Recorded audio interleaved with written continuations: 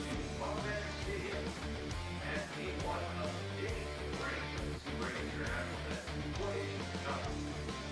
Today's football campaign visitors the New Zealand Blackhawks in home game in Japan. Here's your starting lineup. First for the visitors, the New Zealand Black Sox. Leading off and playing center field, number 89, Ed Tenoka. 92nd and playing second base, number 8, Dante Makatea. 93rd, designated player number 99, Riley Makia. 94th, shortstop, 47, Cole Evans.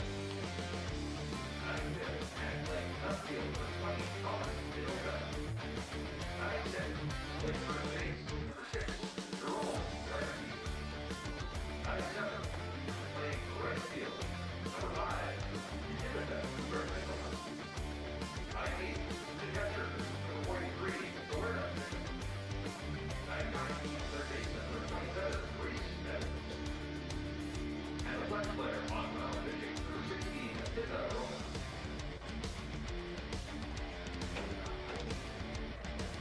And now here's the starting lineup for the home team in Japan. Leading off, playing right field, 22, Tay Hamamoto. 96, designated player, number 3, Itsuki Morita. 93rd, and catcher, number 14, Dale Karayoka. 94th, third baseman, number 3, Keiko Saki. 95th, and playing first base, number 35, Kazuya Toriyama. 96th, and playing second base, number 8, Ricardo Sumi. 97th, playing left field, number 1, Kobe Sato. 98, and playing center field, number 10, Seiya Toriyama. 99, and playing shortstop, number 6, Ryuji Okawa. Flex player on mound pitching, number 11, Hiroki Eki. The umpire scores, Paul 58. At first base, from pitcher Ontario and Honor. At second base, from Airdrie, Alberta, Nero Comer. And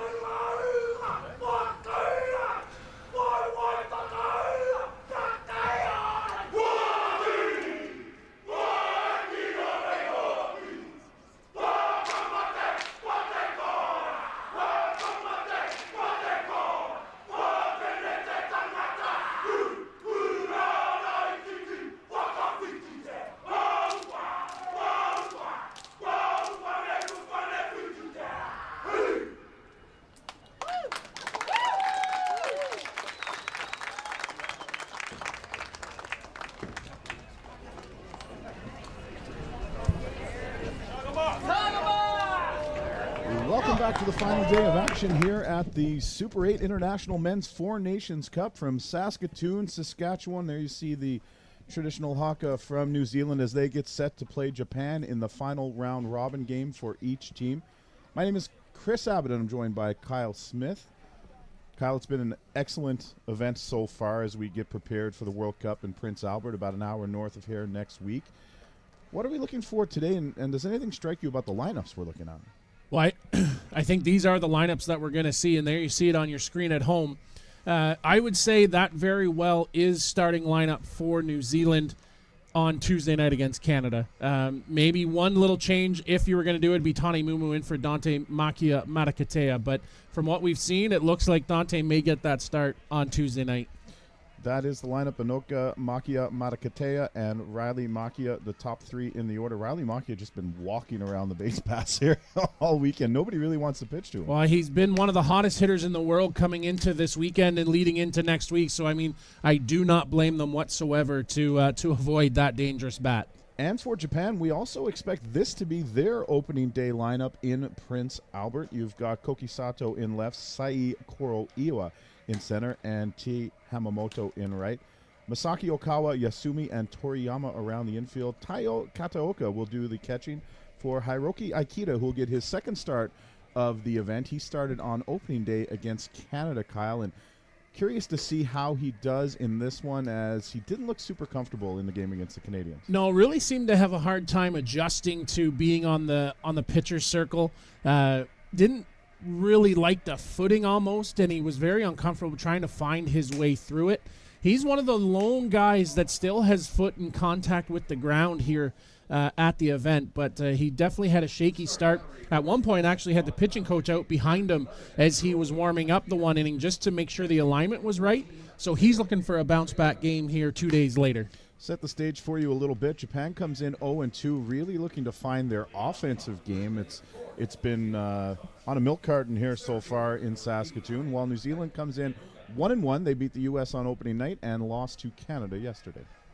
Yeah, Japan just hasn't found their ability to string hits. And it's more concerning, I think, the fact that they've gone away from maybe what we've been accustomed to see them doing, and that's putting the ball in play, right? Small ball bunts, put the pressure on the defense. They're quick as anything, but they've kind of turned into a more long swinging team rather than just put that ball contact and get running. And they've seen the strikeouts add up, 11 in 5 innings against Devin McCullough on opening night, and it wasn't much better yesterday in their game against the Americans. Ben Anoka has been a bright spot. Stop me if you've heard that before. He's 3 for 7 for New Zealand coming in. 1 for 3 last night against Canada with a single. Just off the plate outside from Aikita, and the look on his face, Kyle, as we're staring right at him. That was the universal look for, really? We saw that the other night as he's trying to navigate the strike zone. But another note to Japan, I've had a couple people ask me, the other night, as Anoka chopped to the first, tough play. Toriyama on the first, covering, but not in time. Yasumi was a second late to the bag. Maybe the throw was a split second late. Ben Anoka with a hard-earned infield single. Well, Benny just got on top of it, chopped it down in a high hop. What a play by Toriyama at first base. Turn around, left-hand throw, jump, and not in time to get the speedy Benny Anoka. He's been around the block a time or two, but he's still got speed in those legs, and he's up the line in a hurry for an opening base hit. But what I was saying about with Japan, a couple people had asked, like the other night with Devin, was it that Devin overpowered them, or is Japan maybe just that off? And I said, I think it's honestly a combination of both. Makia Matakatea lays down a bunt. It was called foul at the plate, and Anoka takes out Okawa at second base. Everyone looks to be okay, and all that on a foul ball. Benny thinks he might be out. He's taking the batting gloves off. Or maybe he didn't get them off before the butt was put down by things are moving fast. Makia Matakatea. So it's a 1-strike count. A couple of really close plays early on, Kyle. We do not have the challenge system in play here at the Four Nations Cup, but beginning on Tuesday in Prince Albert, like that play at first to open the game, I can see a challenge being tried on that, but it was bang, bang. Would have been hard to overturn one way or another. The 0-1 Offers for bunt, and now 0-2 for Makia Matakatea. He's 0 for 3 coming in here with 3 strikeouts. It's going to be an interesting little twist to our game as we get into Prince Albert, is that extra element of you can challenge something. And it's not going to be, it'll be a play like that late in a ball game that they'll save those challenges for. You're not going to see something. I mean, maybe in the first inning if it's apparent that you maybe the umpire missed something, but you're going to hang on to it for a crucial situation, right? On a play at the plate, a play at first base that extends or drives in a run, right? But I think it's great for the game as we introduce more technology in the right places. 1-2 the count. Drop ball, swing and a miss, and Makia Matakatea still trying to find that first hit here in Saskatchewan as he goes down swinging. Well, a good start here for Ikeda. Really looks a little bit more comfortable today as that one comes in and just falls off, looking away there to Matakatea here at the plate. But what a start here for Ikeda, getting Benny Noka on and battling back for that strikeout against Dante. So with 1 out and 1 on, it'll be Riley Makia. Noka off on the pitch, and Makia will foul it away. Interesting stat line for Riley Makia. Through 2 games, he's 0 for 1 with 4 walks, and he's been hit by 2 pitches. So his on-base percentage is unbelievable. But yeah, he's getting on base. I'm sure he'd like to get a hit or 2 more, but I say it all the time. Walks to my young players at home. Walks are just as good as a hit sometimes, right? You're getting on base, you're moving around, you're scoring runs, and sometimes that's bigger than if you're not getting hit, but you're getting on base. The 0-1 from Ikeda, and Makia will swing through the rise ball, and that rise ball from Ikeda has a little tail on it away from the right-handed batter as well. And you're right, Kyle, Ikeda does look much more comfortable here, and Japan's going to need that as they head into the World Cup. These teams will be in different pools. As this is flared on the right side, Toriyama gets turned around and can't come up with it. And a new life for Riley Makia. Well, a tough play there. First baseman's back to it and just got twisted around. But he got a glove to it, but not able to secure it away. Toriyama kind of started in. That was awkward off the bat. One of the other things is the wind had been howling here for the first 2 days, and now the flags are completely limp in the outfield and beyond the higher flags that are in the baseball diamond further away here at the Gordon House Sports Complex. Swing and a miss. Down goes Makia. And Hiroki Ikeda now looking real good on the mound for Japan. Yeah, really nice pitch there as it comes in. Little wiggle to that one. Another good drop ball there to Riley Makia as it was to Dante Makia Matakatea. So that dipper working for Ikeda here early in the ongoing. That'll bring up Cole Evans, the shortstop, then cleanup hitter. First pitch, Evans is going to send this. What a play at second by Yasumi. And he'll flip to the covering Okawa at second.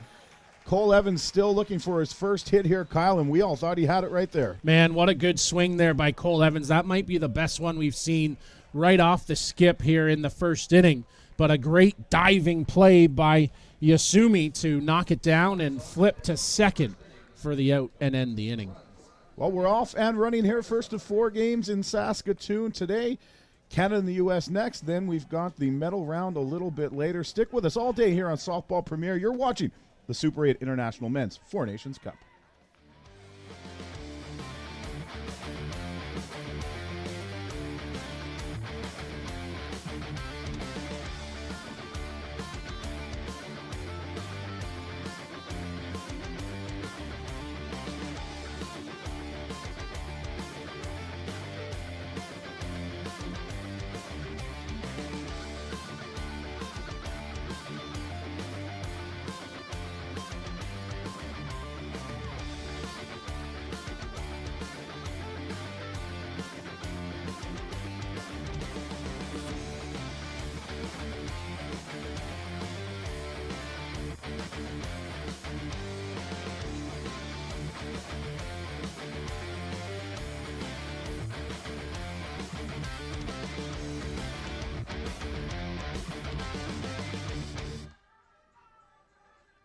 So we'll head to the bottom of the first inning here. Pittarona on the mound to pitch for New Zealand. He will face a Japanese lineup that looks like this. Tei Hamamoto leading off as he usually does. Yusuke Morita behind him, the designated player, as he usually does. Taiyo Kataoka, the catcher, will bat third. Keito Masaki is the third baseman batting cleanup today. Kazuya Toriyama is batting fifth. Kotaro Yasumi, who made that fantastic diving play to end the inning, bats sixth. Koki Sato is in left. Sai Kuroiwa is in center. And Ryuji Okawa in his usual 9 spot in the order. Defensively for New Zealand in this one, Thomas Inoka in left, Ben Inoka in center. Takirika Cooper Nicola is in right. Reese Evans, Cole Evans on the left side of the infield. Dante Makia Matakatea is at second. Jerome Ray Mackey at first. And Tewerda Bishop will do the catching. And like you said, Kyle, we expect this to be the lineup maybe in opening night against Canada. And we think we expect Pittarona to start that game as well. But it's hard to say as New Zealand's been cycling through their arms so far this week. Yeah, I mean, for all my money's worth, after last year's performance at the qualifier and his performances thus far leading into, I would say that Pittarona has been that guy and deserves that opportunity to open the tournament. This week we've seen them. I mean, every game thus far, Thomas has emptied the bench, right? And it's been a consistent 2 innings, and go back to the starter for the 7th. I'm anticipating that to be the same model here this morning against Japan. But, like we said, this definitely, I would say 98% this will be opening night lineup.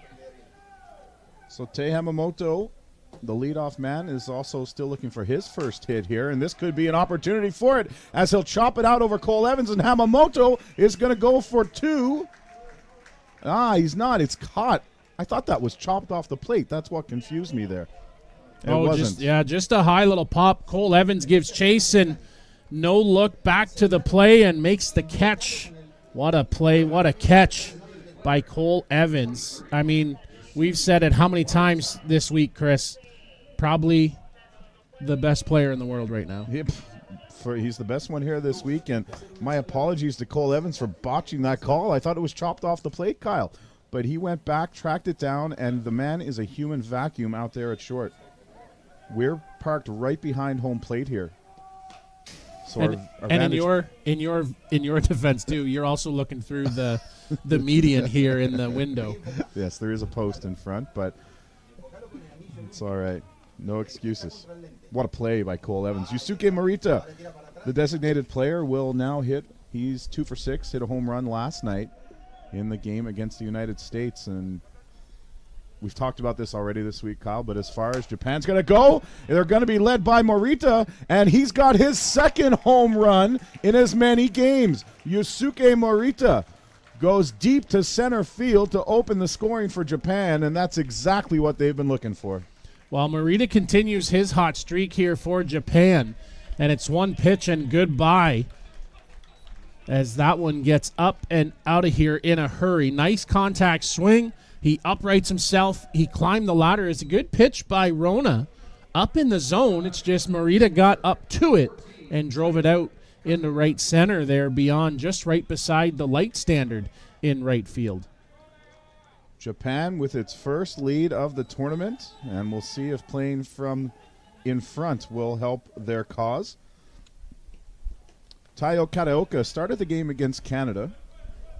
We did not see him yesterday against the United States. He had a couple of tough-looking strikeouts against Devin McCullough and then managed a single in his last at-bat of the game.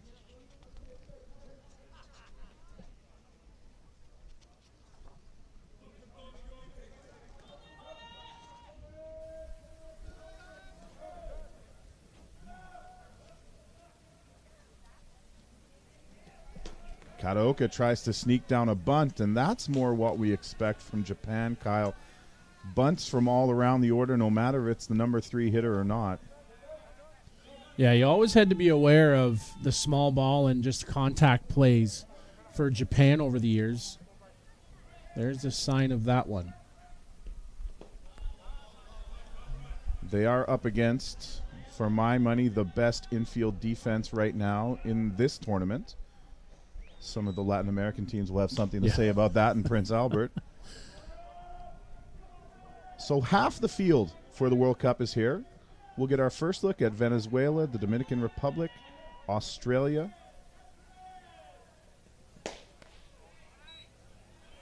and who am I missing? Argentina. And Argentina. How can I forget? You've seen Australia. They're doing a tour here in Canada, but Argentina and Venezuela will be getting together for the first time. The Dominican Republic team is also here in Saskatchewan already after playing some games in Ontario. Yeah, I had a chance to see Dominican on Monday night against New Zealand. Then Dominican played Australia on Tuesday, which was Canada Day, of course, for us here. And that one, a 5-2 loss against New Zealand for Dominican and a 6-3 loss for Dominican as well. So Australia had continued their tour the rest of the week in Midwest Ontario. Rona will tie up Karaoke inside for the second out, his first strikeout of the afternoon.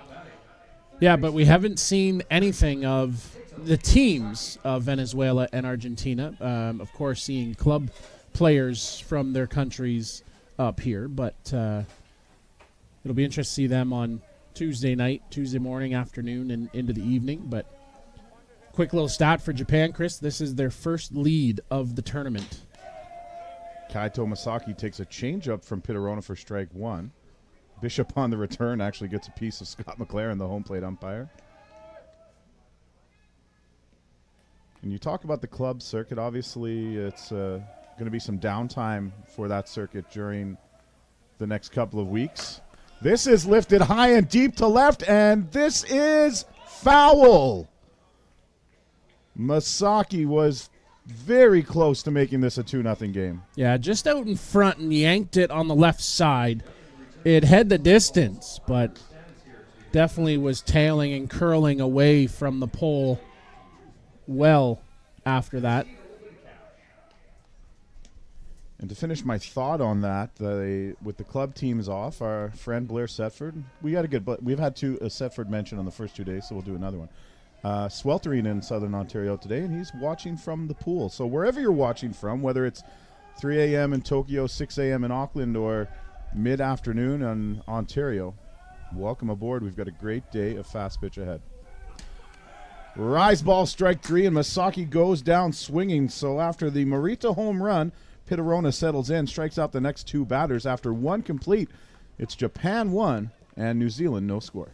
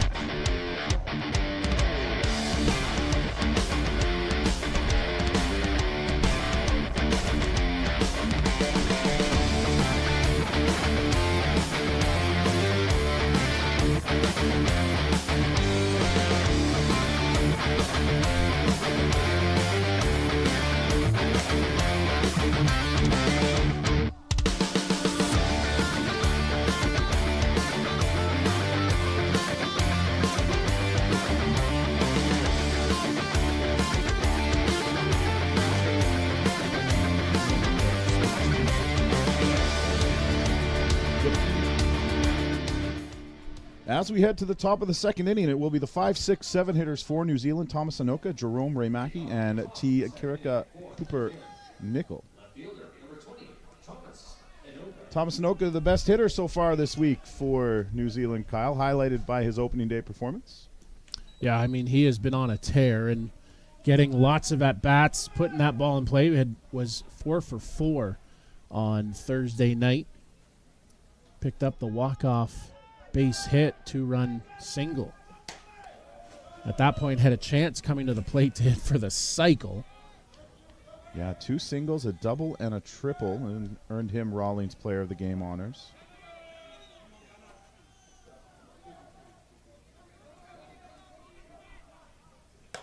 Aikita's 1-0 is up and away, and after both pitches to start this at-bat, Aikita taps his chest to say, that's my fault, and not sure who else's fault it would be, but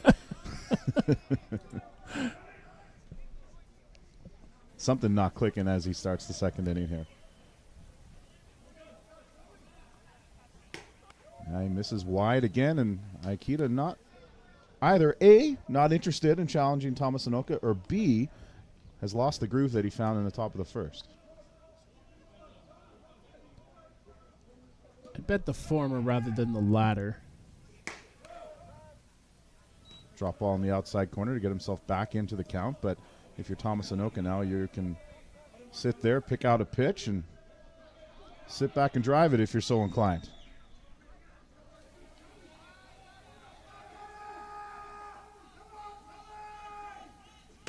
And he does, but it's out to short on a hop across the diamond, and Okawa will make the first out. And good to see Ryuji Okawa feeling good, Kyle. He took one in the guts in warm-up. Yeah, he was playing catch and doing some extra work and took one right in the ribs, but a nice play there. And then after he took it in the ribs, he laid and was kind of making a scene about it. Toriyama came over with big laughs at Okawa, but yeah, nice solid play there. I mean, we've seen it from him here this week, making some brilliant plays out at shortstop. And up the middle, Yasumi and Okawa, man, it's a 1-2 punch that cover a lot of dirt. Well, it's the old adage that you don't win without a strong lineup from the catcher to the middle infielders to the center fielder. It just doesn't happen. So Jerome Raymaki with one down. He yanked a pitch out to right field last night. There's a nice little low curve hooking in late around the plate.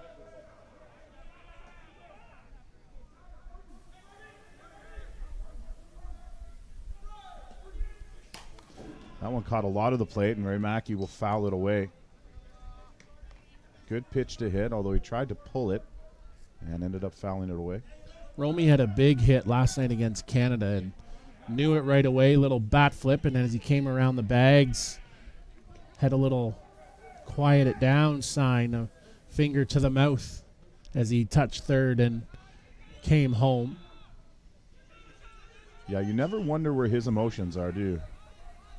Not at all. This one's on the ground. Toriyama will watch it go foul.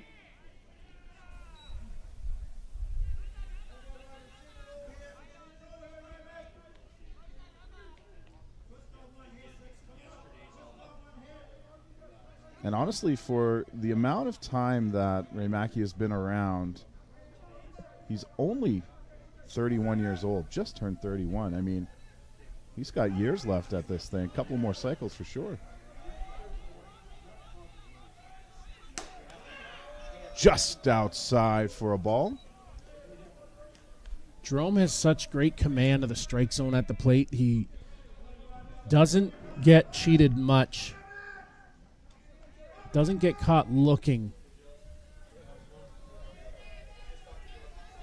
Did you just curse him? No. Back the middle. Okawa has to wait on it across the diamond, and the throw pulls Toriyama off first base. And that's the second time we've seen that happen here at the Four Nations Cup. Yeah, a couple times here that the ball's just sort of sailed right out of the hand. It was twice yesterday, but they got the out on the one play. And then that one there, whether or not it's just he can't get a grip on it, a handle, or if it's just truly just kind of sailing on him a little bit. But right out of the hand, like they're not close throws either when it's happening. And you never want to give New Zealand extra outs. And that's what's happened right now, and that'll bring up the seven-hitter, T. Kirka Cooper Nickel.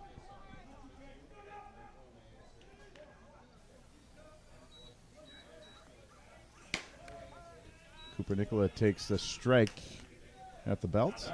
Japan almost thinking that there'd be some sort of play on as somewhat of a pitch out, and that one went right down the middle.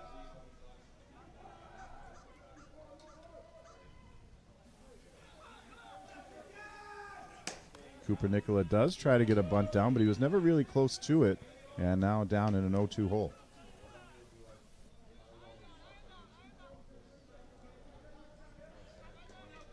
Different look for New Zealand. Thomas Makia down in the first base coach's box.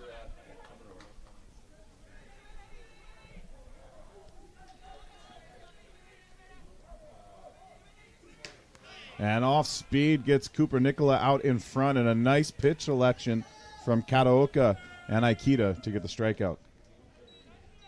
Nice sequence there. Kept him off balance, working away. Has to reach across as running through the box. Cooper Nicola, one of the rare few left that like to employ the slap. Underutilized, in my opinion. Very effective if you can master it. So 2 down, Twitter Bishop looks at a rise ball outside for ball 1.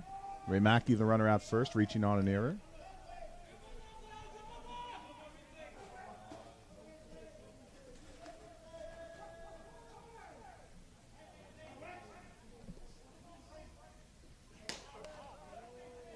That was a nice pitch from Aikita, and that's what he was looking for in the first one. Bishop feels like it was a little bit high.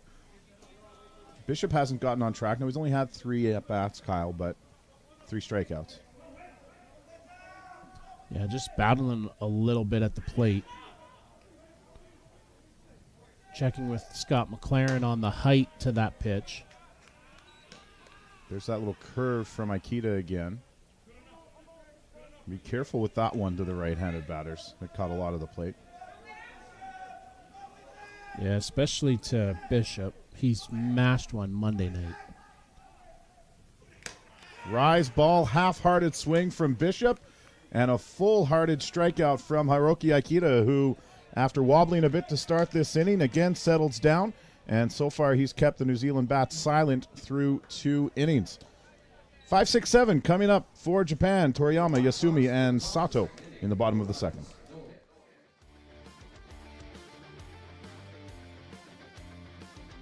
Welcome to Mont Hill Golf and Country Club. With our beautiful 27-hole golf course open to the public, we work tirelessly to ensure your time with us is second to none. Well, here you'll be able to enjoy an incredible dining experience at our very own Big Pete's Steakhouse. Play some of the best courses in the world with our state-of-the-art golf simulators. Upgrade your gear with the top brands at our pro shop, or host a stunning wedding, event, or conference inside one of our beautiful ballrooms. Learn all this and more at monthill.ca. We can't wait to see you soon.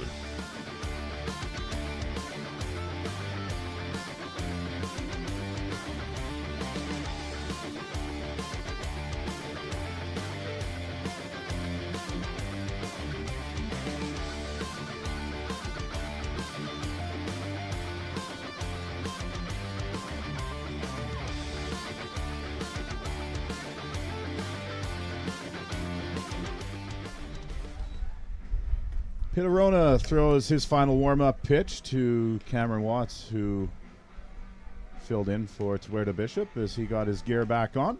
Leading off the bottom of the second inning for Japan, first baseman number 35, Kazuya Toriyama. And this is a guy that's going to need to get going as the week goes on. Kyle, Toriyama has been super aggressive at the plate, and he's come up empty pretty much. Well, we talked about it yesterday about Japan being really impatient at the plate, not making pitchers throw extra pitches, aggressive in the forward count. But and at times, Toriyama just kind of free swinging. First pitch drop ball in the outer half from Rona will get him ahead in the account.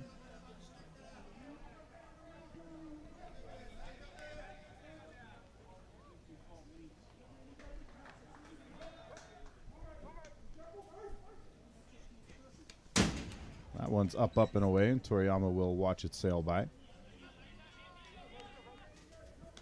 And this may sound silly, Kyle, but in the first couple of games, Toriyama might have had a hack at that one. He was up there just, out of the hand, ready to go. I guess you think about really this the last day before action starts, so you got to get a little bit more dialed in. Mm-hmm.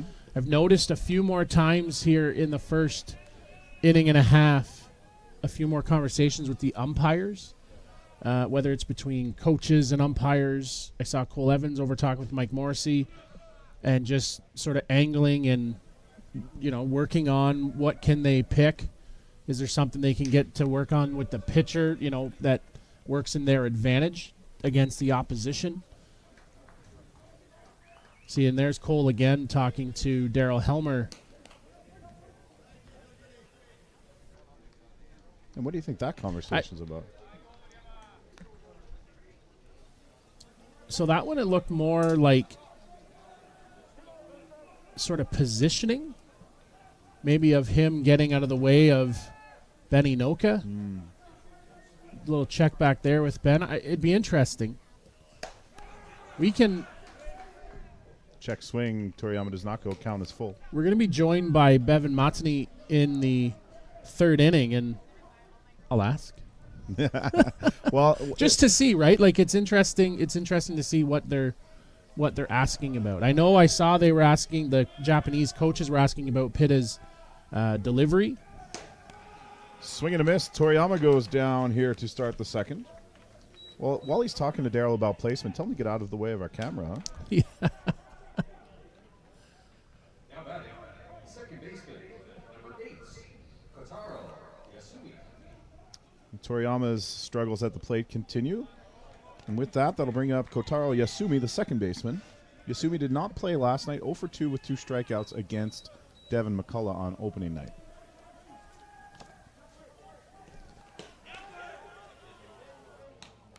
We'll check down at third base. Mike Morrissey said he does go 0-1. He did go. Does go. English is my first language, Kyle. Could be both, I think. Well, that was like me and broken yesterday. Or break. In fairness, I was raised in Newfoundland, and the language is a little bit different out there. I've been working to correct it ever since.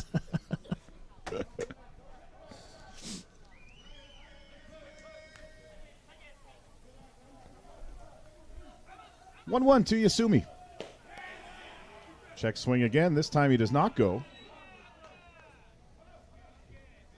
And Rona's got Yasumi way off balance here in this at-bat.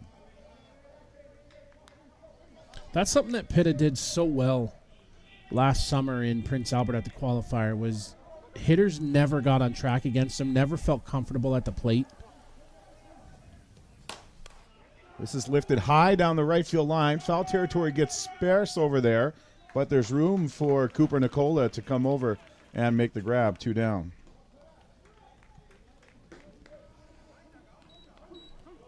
Well, he went right to it, got to the spot ahead of the ball, and was able to settle under it. Jerome Ramaki was over halfway to check on that distance. Like you said, it does get a little narrow down in the corner, especially with the pitchers down there getting loose. Both Liam Potts and Ben Watts are warming. Potts and Watts sounds like a store you'd find at the mall that sold planting and electrical. Potts, Watts, and Rona, we deemed it the legal firm of New Zealand, But the pitching staff. I'll take it somewhere else, like Potts, Watts, and Rona. So Rona here in Canada is a home improvement store brand. Potts, planting. Watts, electrical. Yeah, They might have something there. it's your one-stop shop. Yeah, you can get whatever you need.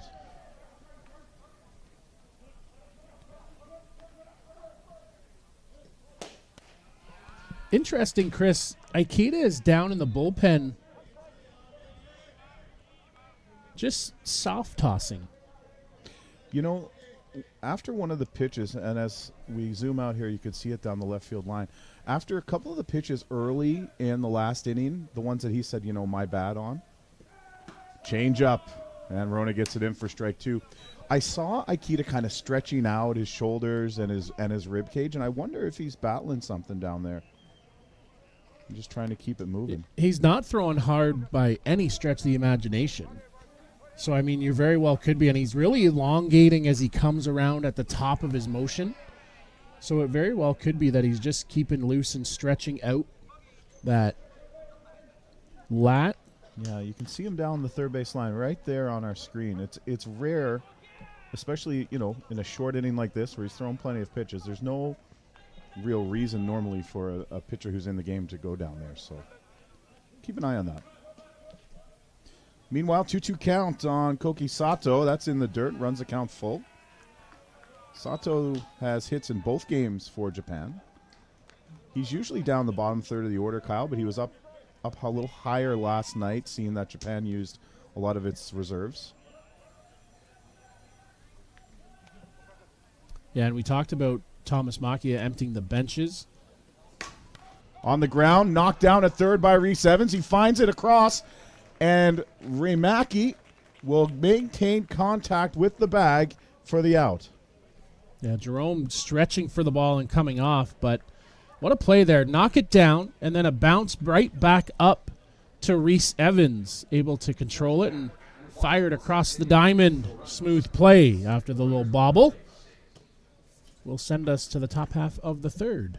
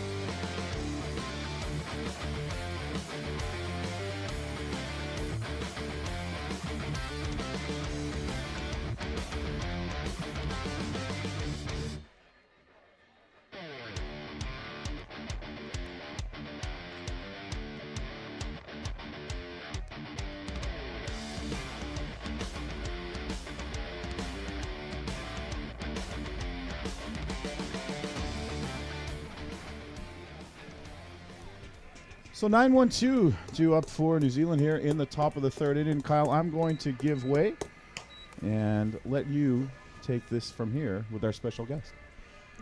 Thanks, Chris. And joining as we're going to have a little bit of a break maybe, as Kataoka's glove actually has split on the last warm-up pitch from Aikita.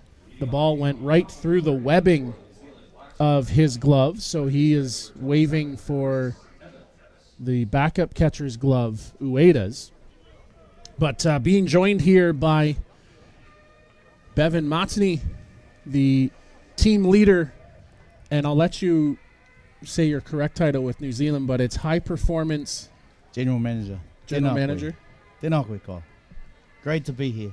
Outstanding, and happy Canada Day for the other day. Thank you. Yeah, it's been a pleasure Thank to you. be a part of it. Yeah, it's been great to have you up. A great chance for us to catch up on Monday night, the Black Sox tour. Let's talk about that in lead up. Of course, a large portion of your Black Sox team does play here in North America in the club circuit. So I would say probably 85% of the guys were already over here playing club. I was probably about, we had 8 guys out of 16, so probably 50-50. There's a couple of boys that are staying on after the World Cup. But yeah, it's a great time. It always happens. We've always had players head across here for North America. They'd rather have another summer than a winter at home. But mind you, we don't have winters like you guys do. Yeah, I was going to say, your winter is definitely not as tough as our winter in Ontario or Canada, especially out here in Saskatoon. But so the lead-in was you arrived probably Tuesday, Wednesday, the week before the Holman tournament. Picked up, I think you played about 6 games in Kitchener last weekend as the true lead-in started, as Aikita offers ball 1. But the lead-in and getting everybody together, how's that been? Yeah, it's been great. Fantastic for us, actually, because obviously we haven't played since we were up at PA last year as a team. And it's been great to get back together. It's not too often that you get an opportunity to play for New Zealand, especially in our country. We don't have as many teams that used to come out in the 80s and 90s that used to tour quite a bit. That doesn't happen now. And that's, there's a number of facets that happen to that, which is fine. But yeah, we got together playing in that tournament and playing in Hickson and those teams, Dominican Republic, Australia, and Hill United, Bear Creek, and against some tough teams. That's a fair ball just inside the line, and across the diamond will take care of Reese Evans as he leads off the inning. And, we're playing against some good pitching too. You're seeing some great pitching. I think we saw Diaz twice and then played at USA the other night, saw him again. So, saw him 3 times, and it's not too often that you see the quality of Diaz that you face him all the time. So it's been great for our team, to be honest with you. How big is that? Chris and I have talked about that over the course of these last couple of days. You know, you really can't hide anything in the day and age of the video, in the day and age of everybody playing against everybody. But how important is it to see the competition and the opposing pitchers that you're going to see next week in Prince Albert? Yeah, it's definitely it's different, and the reason why I say it's different because being 14 meters away or 46 feet away is completely different than watching it on the screen. So to see it coming down in real time is actually a bonus for us to be doing it. Preparation's been out, it's been good preparation for us. So obviously over in Ontario was stage 1 for us. Coming here stage 2 before we head up on Sunday tomorrow to PA. And all accounts, it's been successful. And Chris and I have also talked about your philosophy along with the U.S. In terms of game planning has been everybody's getting into the games, right? The pitching staff has what seemed to be 2-2-2 and then go back to the starter for the 7th.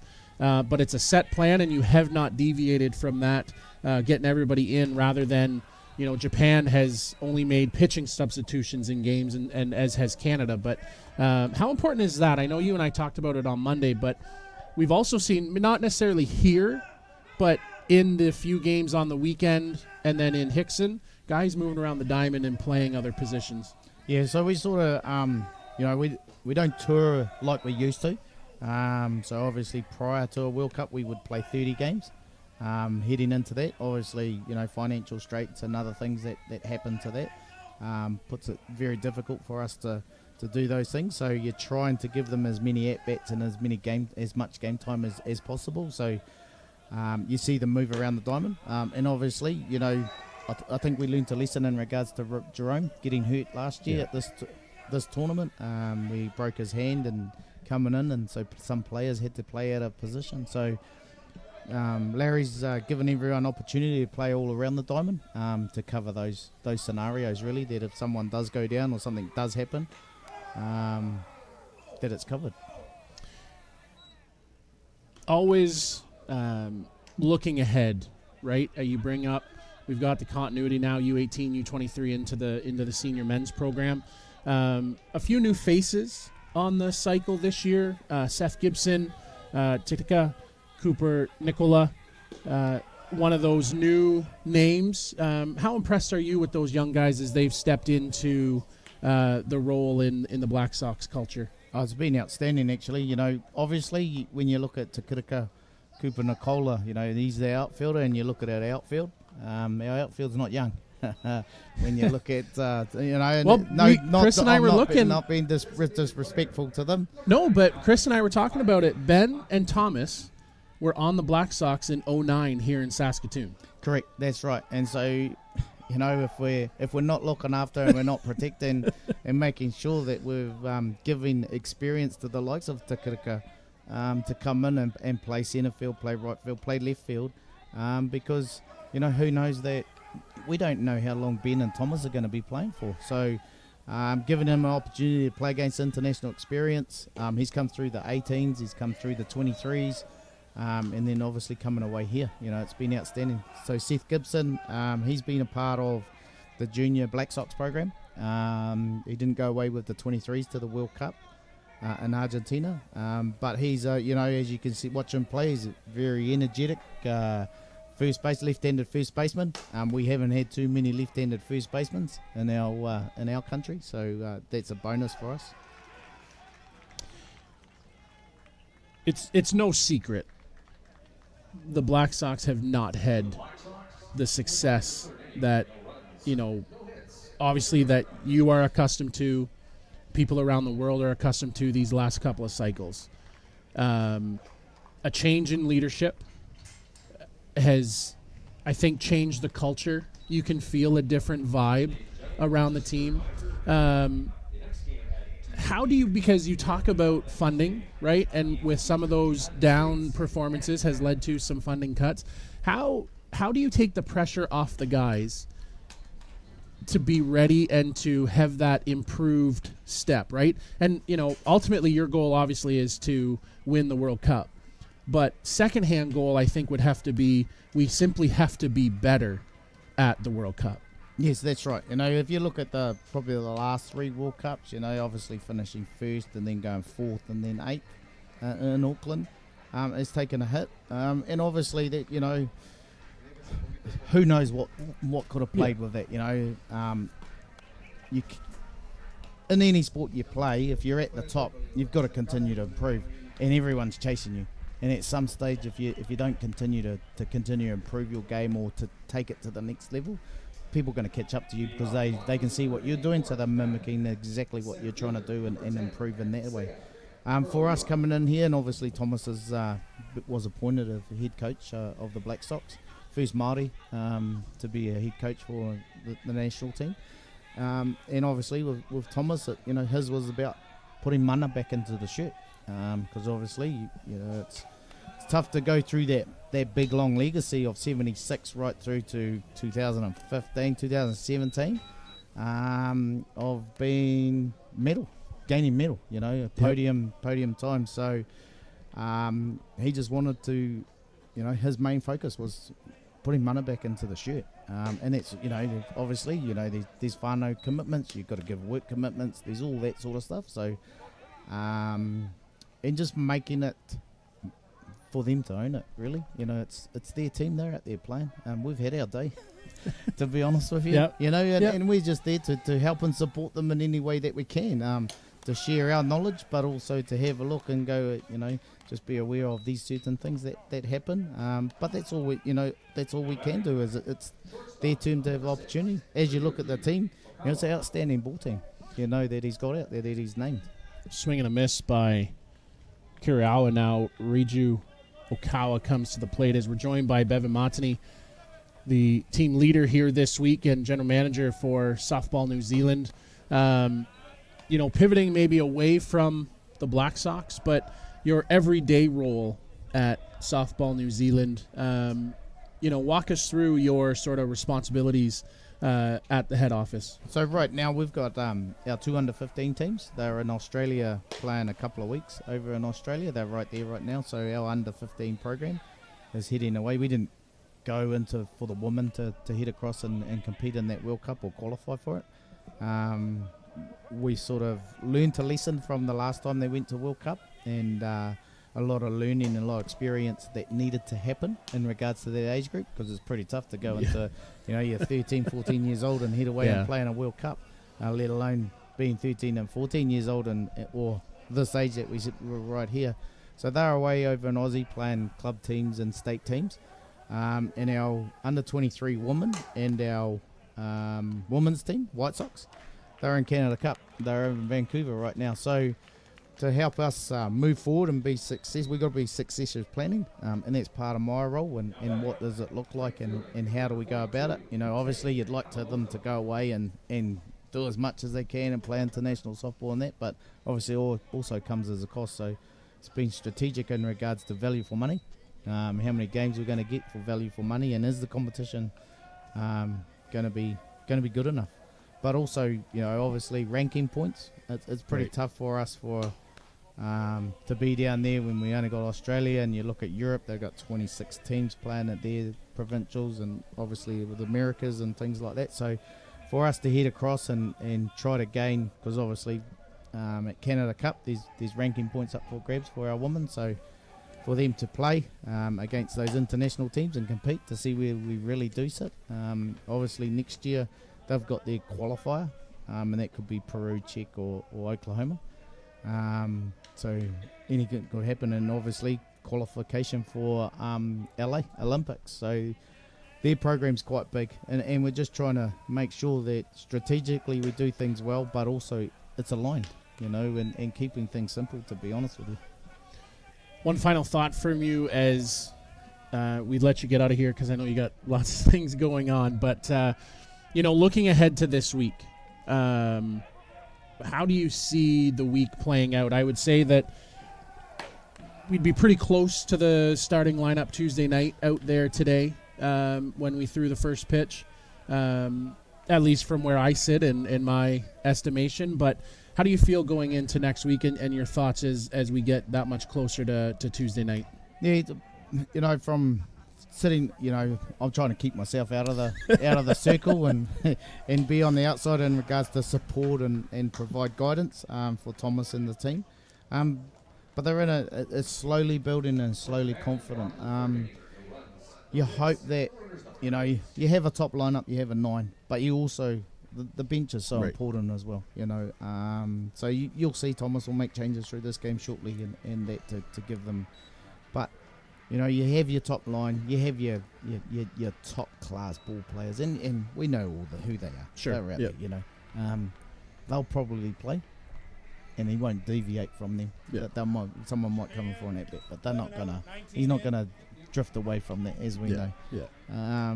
But yeah, we're really looking forward to it. Obviously, out here to obviously win today and make it to the final. And anything can happen in the final, but that's the main goal here of this stage. And then once this is taken care of, we jump on the bus tomorrow, head up to Prince Albert and reassess and evaluate what we've come from the last 2 weeks.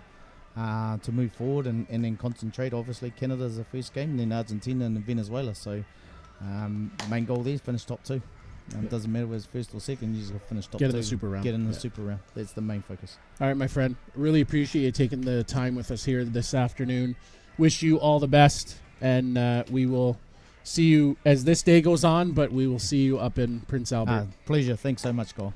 Thanks, Bevan. Bevan Matany, part of the New Zealand delegation, team leader here this week for New Zealand. Of course, legend of the game down in New Zealand, a past Black Sox member in recent years. As Chris Abbott will step back in, we're going to step aside and come back with the 4th after this.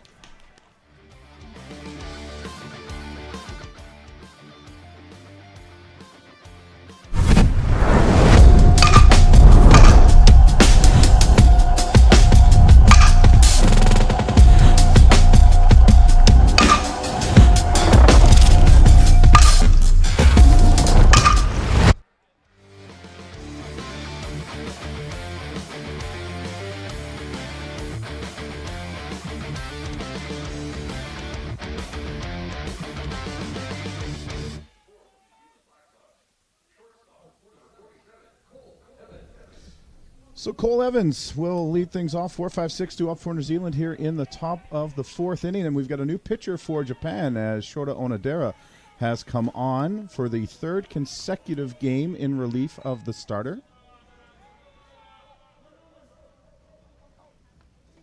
Onodera clearly the future in the circle for Japan. Just 24 years old, turned 24 back in March.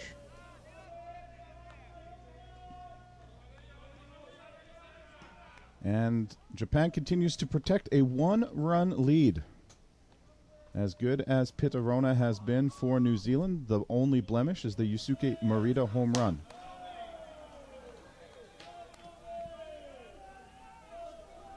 Big part of the order to get through if you're Onodera coming in here now, Kyle.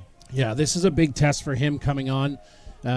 Gets the meat and potatoes of the lineup, Evans, Inoka, and Raimaki. It doesn't get any tougher than those 3 here in the New Zealand lineup. And Cole Evans is going to yank this into left field for the 2nd hit of the day for the Black Sox.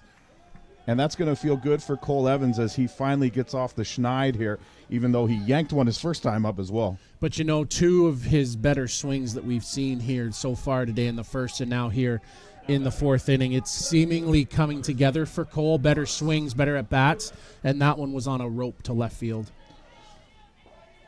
So Thomas Inoka will come in with nobody out and a runner on first.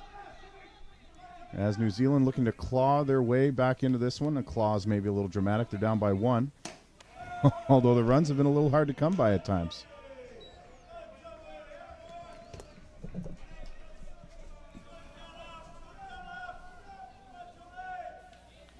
Inoka grounded out to Okawa at short in his first at-bat. And fouls this changeup off to the right side. Over into the big parking lot here at Bob Van Imp Stadium. Here's something we haven't seen much, Chris, is a third pitcher warming up for Japan. Fuga Nagai, who worked pretty hard last night. But he's out there getting loose again.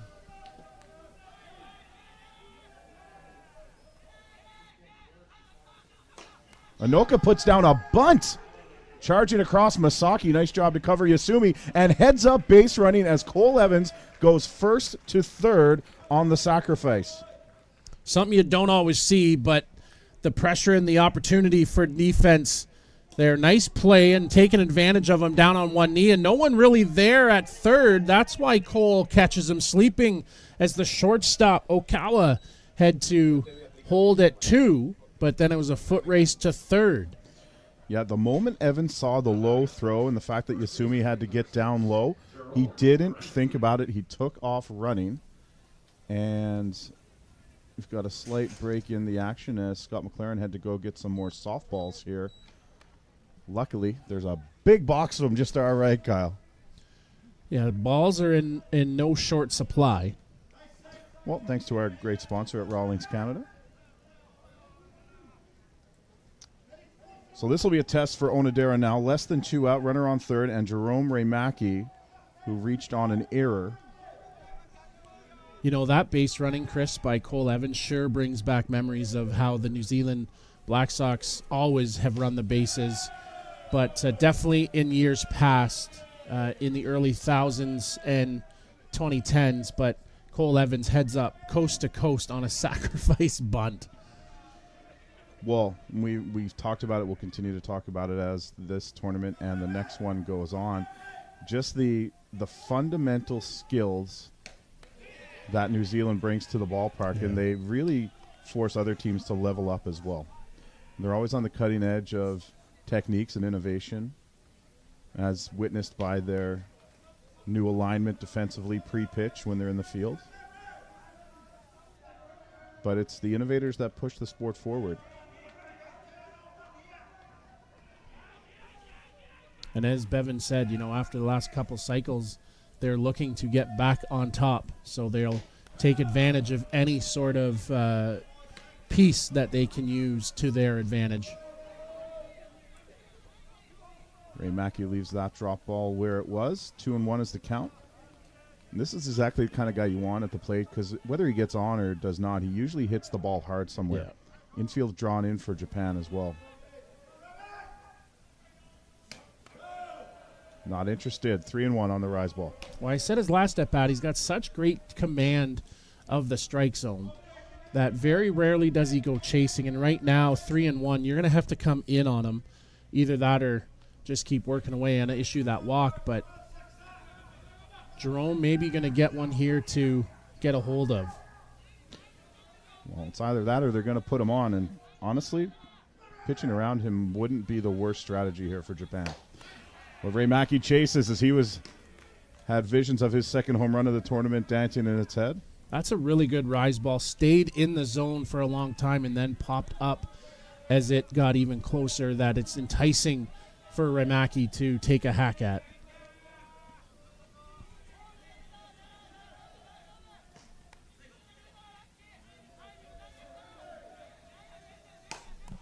Foul down the left field side, and Onodera will do the full count pitch one more time.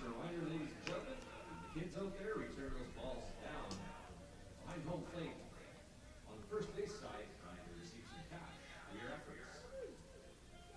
Stands are a little bit bare here this morning, Kyle, but Canada, USA coming up next. You do expect them to certainly fill in. Canada will then play a second game later this afternoon. They're slotted up pretty good to make it to the final, but we could find ourselves with a three-way tie for first, depending on the outcome of this game. Ray Mackey draws a walk, and now it's first and third with one out for T. Karika Cooper Nicola.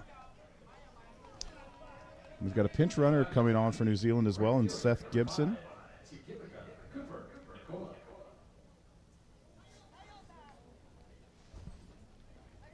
Yeah, Bevan talked about substitutions that would be upcoming for New Zealand as this game carries on. So here's the first one.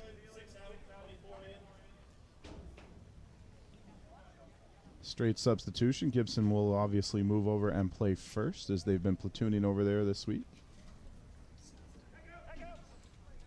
And Bevan actually pointed out too, and I never really thought about it, but Seth Gibson is the first left-handed first baseman that New Zealand has had in quite some time. Well, they had a guy over there who was holding it down for a while. Yeah. And you didn't care what hand he threw with. Yeah.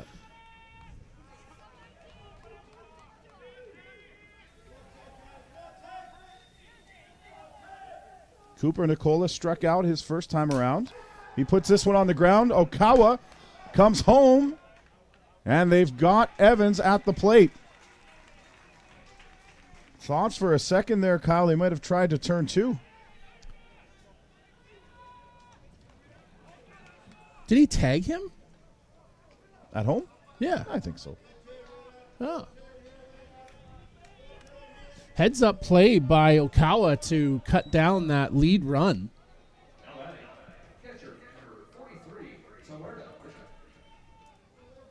And I don't know that a double play was in order. I thought Okawa was a little closer to the second base bag when he picked that ball up, but a smart play cut down the run. And now it's first and second for Tuerta Bishop. And this would be a great opportunity for him to get his first hit of the weekend.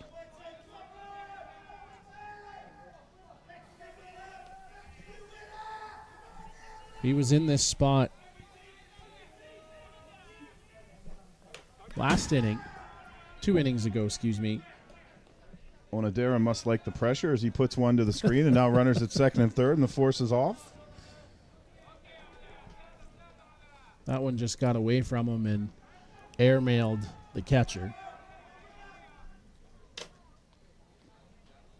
So now a single could give New Zealand the lead here as we play in the top of the fourth inning.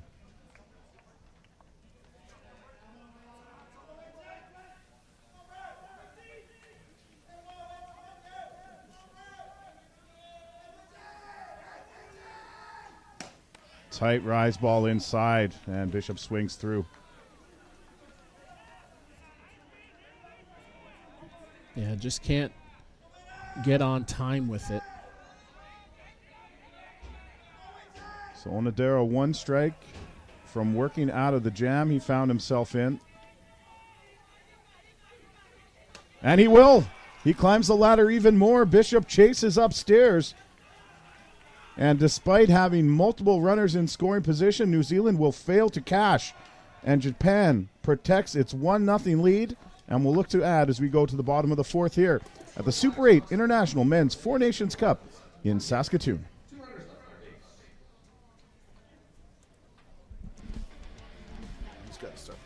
Welcome to Mont Hill Golf and Country Club. With our beautiful 27-hole golf course open to the public, we work tirelessly to ensure your time with us is second to none. Well, here you'll be able to enjoy an incredible dining experience at our very own Big Pete's Steakhouse. Play some of the best courses in the world with our state-of-the-art golf simulators. Upgrade your gear with the top brands at our pro shop, or host a stunning wedding, event, or conference inside one of our beautiful ballrooms. Learn all this and more at monthill.ca. We can't wait to see you soon.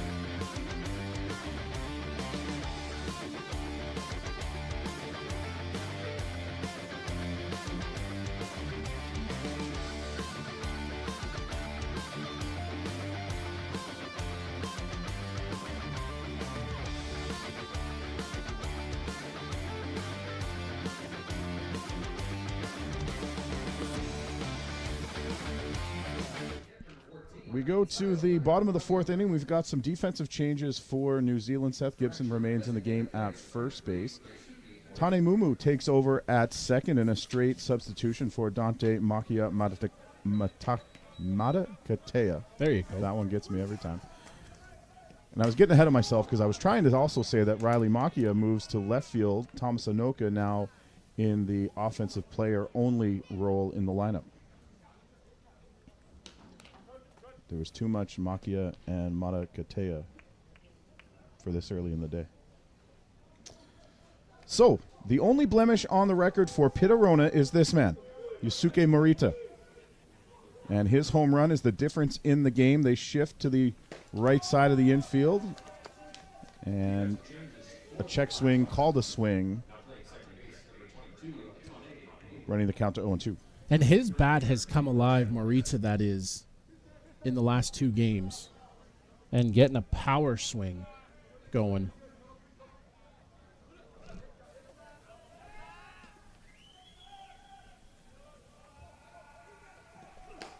And even though he's on the back foot down 0-2, yanks that pitch foul. And as the praying mantis goes, so does Japan.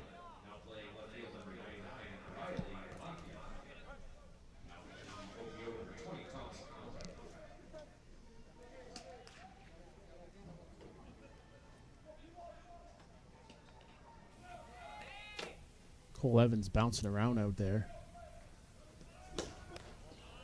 And Kyle, Thomas Anoka is getting loose is. down the right field line. How about them apples? Well, there had to be a reason to make that change, and that's it. They want to get him loose. They Well, they will play another game today. You mentioned it the other day when we were talking about the 09 roster. Thomas Anoka was listed as a pitcher that week.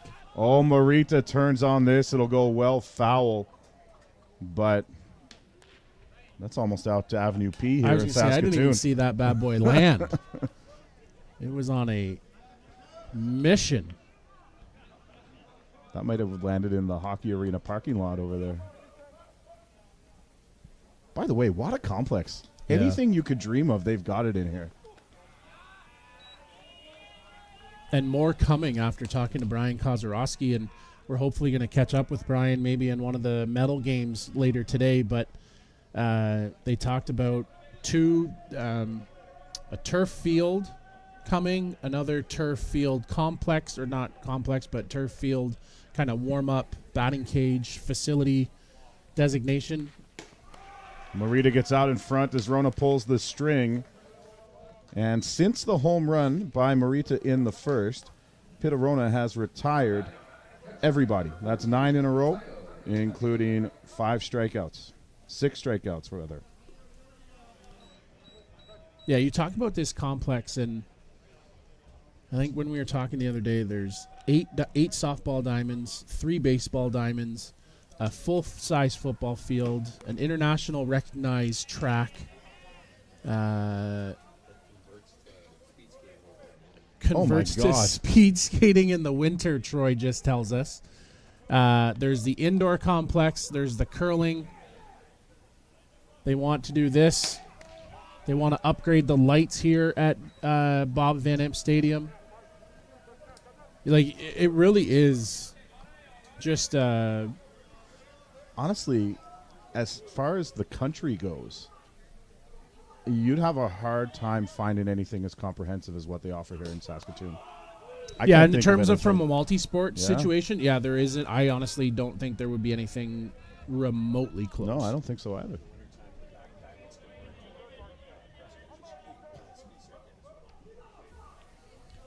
Add cross-country skiing to the back diamond. There's a golf course just over there. I mean, we know Saskatoon loves its sports. I mean, it's one of the best sporting Yeah. communities in Saskatchewan in general. I mean, the last time I was here in town was for the Olympic curling trials back Right. before the last Olympics. It was frigid, but well attended. We had a great time. Lots of original 16s. Change up. And Kataoka might be lucky he's still in the batter's box. Well, we heard what probably some would say would be unbelievable last night. Brian Kozorowski telling us the last time they hosted the World Cup, how many original 16s they sold here in the stadium. Well, you can't swing a cat in Saskatoon without seeing original 16, and they drank it all. Literally. Second strikeout of the inning and third in the last 4 batters for Pitarona. It's a 6-figure number. is what he told us last I want night. to say they said 150,000. 150 or 105. It was a combination of those, and it was one, and then either 50 or 05. Doesn't matter. That's a lot of beer. There was no more in the province. And that's Brian just said. original 16. Like our friends at Great Western Brewing Company, they've expanded their lineup since the last time I was out here as well. They've got, I don't want to shortchange them, but there's at least 8 to 10 different varieties of beer out there. They've got the seltzers going. They've got the lime. You had the lime the other night. But it's all, and you talk about this facility, it's all fundraised money. Yeah. Sure, there's been probably some grants along the way, but Brian and team have fundraised majority of those. And it's through, hosting international events, right? Ticket sales and profits and all the Canadian championships they host. Like, you want to talk about a facility, and we've been talking about it, but like, they host 2 a year. Yeah. Canadian championships. They host, here this weekend. So they've got this international event. They've got 3 provincial tournaments this weekend. They've got another 3 provincial tournaments next weekend, right? Like, it's all revenue generating, but there's expenses to it as well. But yeah, fundraising has been majority of what has worked here. Fair ball. Nice play by Evans down at third, and Masaki is retired. That's the second time we've seen Reese make a play like that, going to the line on the backhand, and he makes it look easy in return across the diamond to end us here in the fourth. Pitterona continues to roll. We'll be right back with the top of the 5th inning, 9-1-2. Yeah, Reese Evans, make the play, lead it off, coming up next.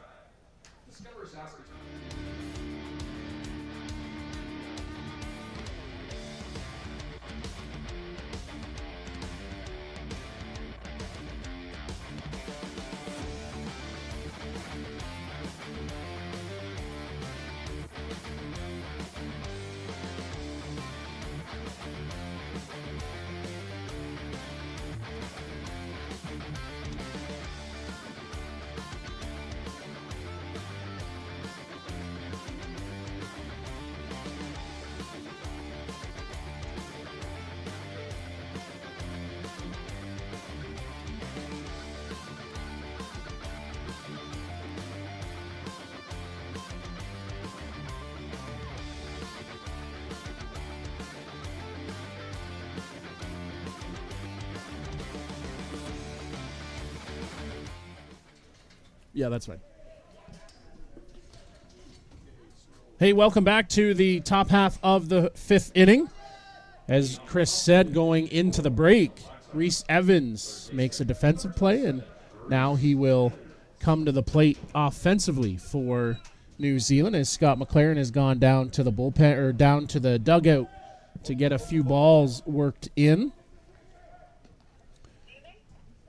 As we said, balls are not in short supply, but keeping worked up ones in rotation is paramount. Always hate to see a new pearl go into the game. Evans had a ground out back in the 3rd inning, and Chris has stepped out as we're going to be joined here by Warren Jones, who's the team leader. And there's a hard hit ball right out to center field by Reese Evans as he leads things off. How many times have we seen it where you make a defensive play, come up, and get a base hit to start the offensive charge here? As being joined here by Warren Jones, he's going to get himself situated. We'll have a chat about USA softball here for the course of the 4th inning. But right now it's Benny Noka at the plate here for New Zealand as Reese Evans comes up with the leadoff single. And Warren, good to see you, my friend. Glad to have you here. Thank you for having me. How's things going? Really good. It's been a tremendous week. Yes, sir. As we've seen at home for sure. But and the boys are playing well. Everybody's playing well. I mean, it's been some good games here this weekend. Really good. In your role as team leader, I mean, you are a lot of the go-between between the WBSC as that ball gets fouled off. But your lead-up hasn't been of what we've seen from some other teams. It's coming together here for this event because, of course, with the North American Club Circuit happening, guys have responsibilities and obligations. But since coming together, what's your first impression of how Team USA is looking? Well, for once, we've got the combination of pitching and hitting. Yeah. Something that we haven't had in some years. But right now we've got 3 good young pitchers, and we got some good young hitters, and it's going to be exciting, I believe. It's a different mentality, and let's talk about that for a minute. You come in as one of the favorites, maybe a little bit of a target on your back, right? Someone not to be taken lightly. How does that change the mindset and preparation for this group, say, than other years that's coming to a World Cup? Well, I think when you're in athletics, it's always an ego type thing there. You don't believe anybody can beat you no matter what's going to happen, no matter where you're at there. But you go out there and try to win every ball game, and you're going to win every ball game until at the end of the 7th inning when you're down 10-0, right? Something like that. But it's just our guys are just they believe themselves. We got a lot of team unity. We've got a mixture of some younger kids and some older veterans, and so it's pretty good that way. Talk about those young guys, right? You got the Descharnes boys, Cody Gibbons in the circle. Lots of youth coming through and starting to learn the ropes from the older guys. Talk about those guys making that jump from 18 to 23 and now into the big club. Well, those kids, when they were playing for our 18U team, we knew that we had something going good for us, and so we just nurtured them all the way through, and now it's their time to shine, and I think they'll come through for us. It's going to be very exciting. They're very hard workers. They love the game of softball, and they've been around the game of softball for a long time. Like the Descharnes men, their father played, so we're getting that second and third generation in there, and that's where it's at. You take a look at like New Zealand and a lot of the Canadian teams and stuff for that nature. Their fathers have played, or their grandfathers have played, or their uncles have played, and so you're bringing them, you're recycling them. Beninoka draws the walk. We'll bring Tane Mumu up to the plate. Nobody down here in the 5th. New Zealand looking to Mart, trailing 1-0.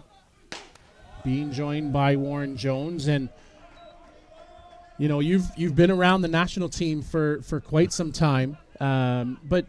Talk about the coaching, right? You went from, Denny Bruckert really kind of turned things around a number of years ago, and then Greg Leather takes over, and now Ron Hackett coming in. And talk about the continuity and how that's helped get Team USA to where they are. Well, when Denny came along back in like 2013 or somewhere around there, he had a game plan, and he came to us, and he had a game plan what he wanted to do, and then he brought Greg Leather along with him, and then a couple of years later we brought Ron Hackett, so we had all 3 of those guys are together, and we started working on laying out a game plan, trying to get all of our young guys that maybe not been ready for the national team, but we tried to get them on open teams, and that's what they did. That was Denny's, Greg, and Ron's goal. Hey, you're not ready right now, but in a couple years, if you get some seasoning, you'll be ready. So, but you need to play on the open circuit, and that's what they did, and that's what they're continually to do. Riley Maki at the plate as he takes strike 1. Looking inward as you look at your other development in progression, right? Because it's all about what leads into the national team. U23 is getting ready for qualifying this summer, and then U23 World Cup next year. How's that process coming along? That process is going to be super. I mean, because if you take a look at it for our U23, we have Cody Gibbons is still eligible to play in that one. The Descharnes would be eligible and the too, right? Are eligible to play. I mean, so we ought to be pretty good with that one. I mean, it's would it be safe to say that U18 team from Hermosillo would be a lot of those guys on that 23 program? Yes. Okay. That's going to be a lot of those guys. Yes, I believe it will be. It's going to be just. It's going to be amazing. It's. One hop coming to the plate. Will tag the runner. Reese Evans at the plate. And Marco Diaz is also eligible to play U23. Yeah. So the future's bright for USA softball, I'm so excited I'm still around to be able to watch it because, as you well know, as everybody else in the world knows, that sometimes we had some lean years and we thought that we should have got there and we didn't. But those things in the past, we can't dwell on the past, but all that progression just made it better for us, and we just kept working hard, and we're just come up to right now. It's in pretty good shape. Talk about the rebound from the other night for a guy like Brad Kilpatrick after a tough outing on night one of the tournament. What does that do for this group mindset looking at it? We know Brad can throw the ball. He's had a misfortune. He's way out there in Washington. He's not getting a chance to pitch a whole bunch, and of course he had his college season, which he's a college coach.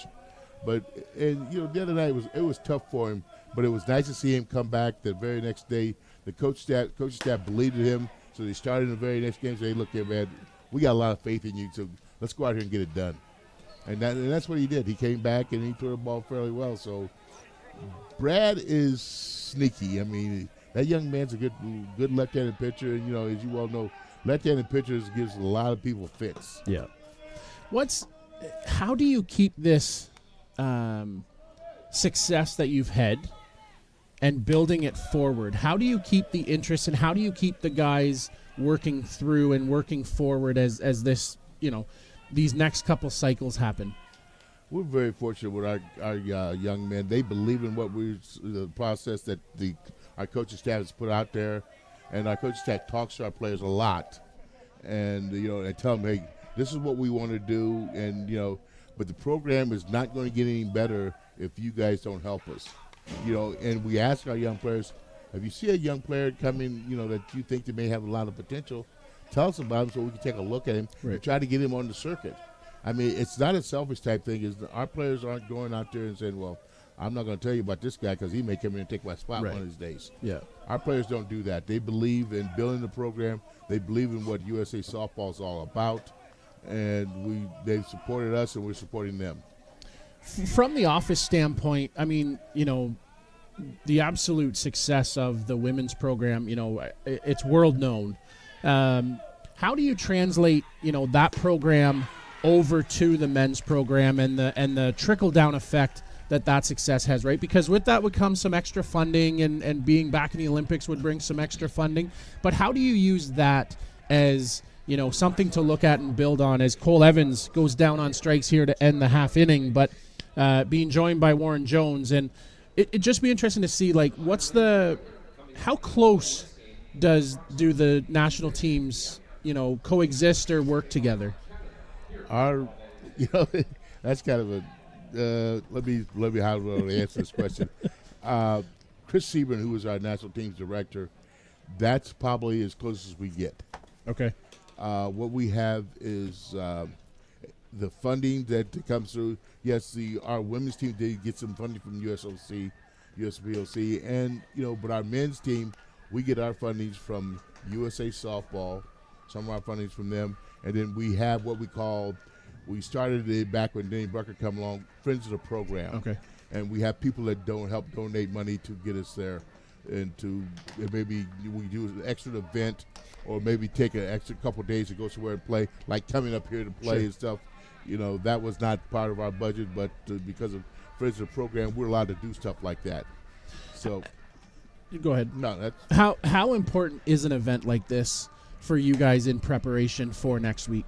These events are very, very important. We believe in team unity, and we're flying guys from all over the United States to come together and play. These guys aren't playing together every weekend. They're going to get together. And team unity is big. I've been around this game a long time, and I've seen guys that have just flying on the weekends and they play together. They don't play together as well as they do with teams that are based in one city and stuff. So you got to have that team camaraderie in order to make it work.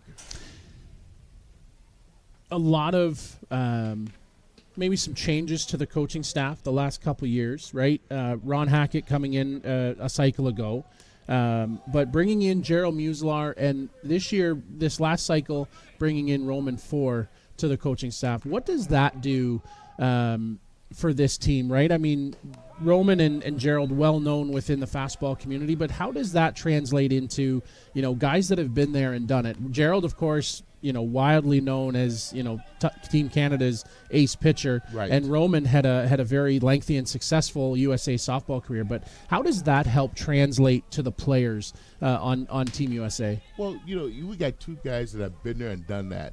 When they talk about, their experiences and stuff and what it needs to be a champion, what it means to be a champion, these guys go through there and they can relate to these kids. And and they're very good. They talk to these young men like they're men, they're teammates. They're not coaches. They're coaches, but they're also teammates to these guys because they try to work with them and try to help them out as much as they possibly can. And it's great that we've had some people that have come through our program as a player and they want to come back and be coaches. To me, that is huge. Toriyama lifts that one up and out of play as we are joined by Warren Jones, team leader for the United States here this week as we prepare for the upcoming World Cup. Just a few days away, your assessment of your pool when we get up into Prince Albert. Well, I like our chances. I really do. Like I said, we've got three really good pitchers and they're young pitchers. And then we got some good defensive players.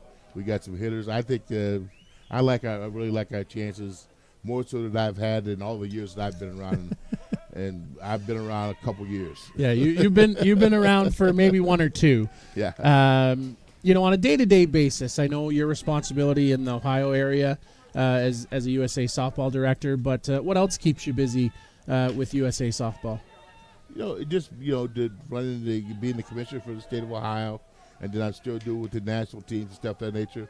I work with our Hall of Fame selection committee, and and I get a lot of questions especially about men's fast pitch softball because I've been around the game so long, and I know pretty much everybody in the men's fast pitch softball world, and so those are the things that keeps me busy. And I've been fortunate to be retired for over 20 years, and so I can give my life to softball more so than what I've had in the past. And I see your nephews are quite accomplished football players. NCAA, Penn State. Yeah, I got one at Penn State, and I got one that just graduated from the USA Naval Academy that got drafted by the Jacksonville Jaguars. Yeah, good for him.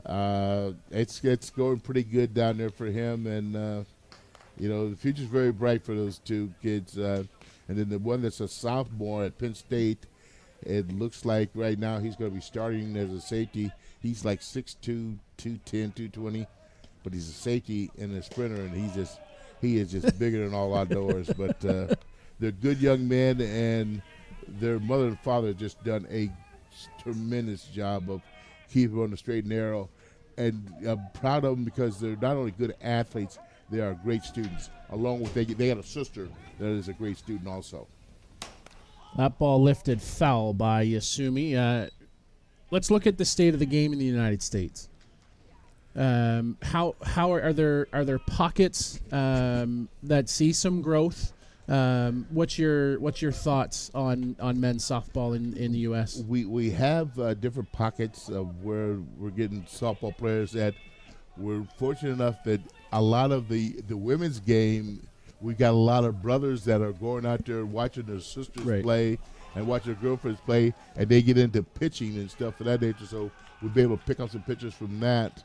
So hopefully we're going to be doing that. And then we have a high performance program in the United States that we deal with the women, and we're going to start incorporating that into the men's side of it too. We're going to take some junior boys and let them know that, hey, you get in this program, you can play. If you're not good enough to play for USA baseball, maybe you're good enough to play for USA softball. And also, what happens, I was talking to Chris Seaborn, our director of our national teams, we have a lot of coaches, college coaches, they're always looking for... Hot shot, caught. Throw, and they got him at first. Picked off, double play to end the inning for New Zealand. Again, Reese Evans just absolutely on the money. And a little shaken up on the play is Kitaro Yasumi, being joined here by Warren Jones as the end of the inning. But Warren, just one final thought as we prepare. What are you looking forward most about Prince Albert Win. next week? Win. Win. We want to win. That's it. You know. I think it was it Al McGuire said, "Win, baby, win," or one. Oh no, Al Davis. Al Davis. Al yeah. Davis. That's what we want to do. We want to win, and I go up there and represent the United States. That's what we want to do, and make the United States proud and put USA softball back on the map where it used to be at. And that, but I tell you what, we got to play because all the teams up there. We have 8 teams up there, and no easy games. I don't think there's any easy game. At least not from where I looked at, but all of them are going to be pretty tough. So we have to come to play every game, every pitch. We have to be ready to play every game. So. Well, Warren, we'll let you go. We appreciate your time. Truly appreciate the friendship as well. We wish you all the best. We'll see you the rest of the day here and up in Prince Albert, and happy Independence Day. Thank you, sir. Warren Jones, team leader of the United States, joining us here for the 4th. We'll step aside and come back with the 5th.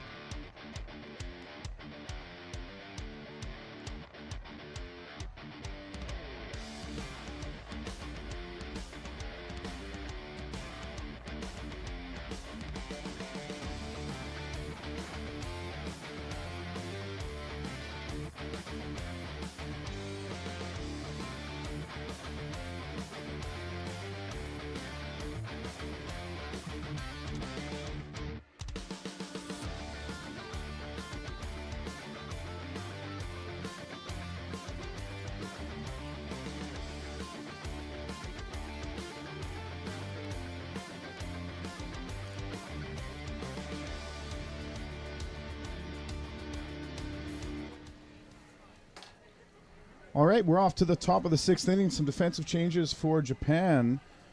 After Yasumi was injured on that play, he will be replaced at second base to start this inning by Kanta Nishida. And Fuga Nagai is in, the 3rd pitcher of the game. Shota Onodera found himself in some trouble, Kyle, a couple of times, but wiggled off the hook. And now it will be up to Fuga Nagai to steer this one home for Japan, who still leads 1-0. As Thomas Anoka leads off the top of the 6th inning. Yeah, it wasn't the best outing that we've seen. Probably the most difficult outing that we've seen for Onodera.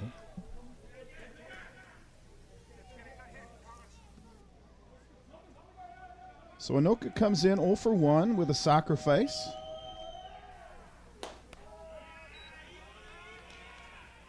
Takes one at the belt for a strike.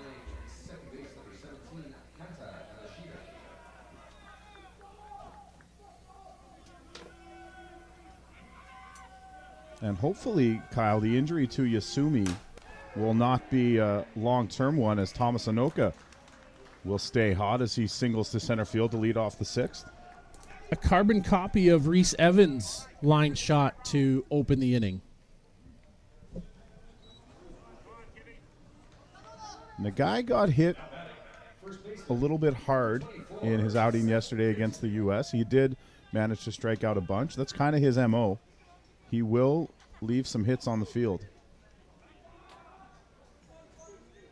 So Seth Gibson gets his first turn at the plate after coming on as a pinch runner for Jerome Raymaki back in the 4th inning.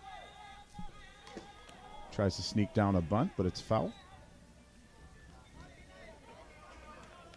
And Kyle, appreciate you, the intrepid reporter, with a couple of real nice interviews here. Giving me time to take a break. I don't smoke, but if I did, it would have been perfect.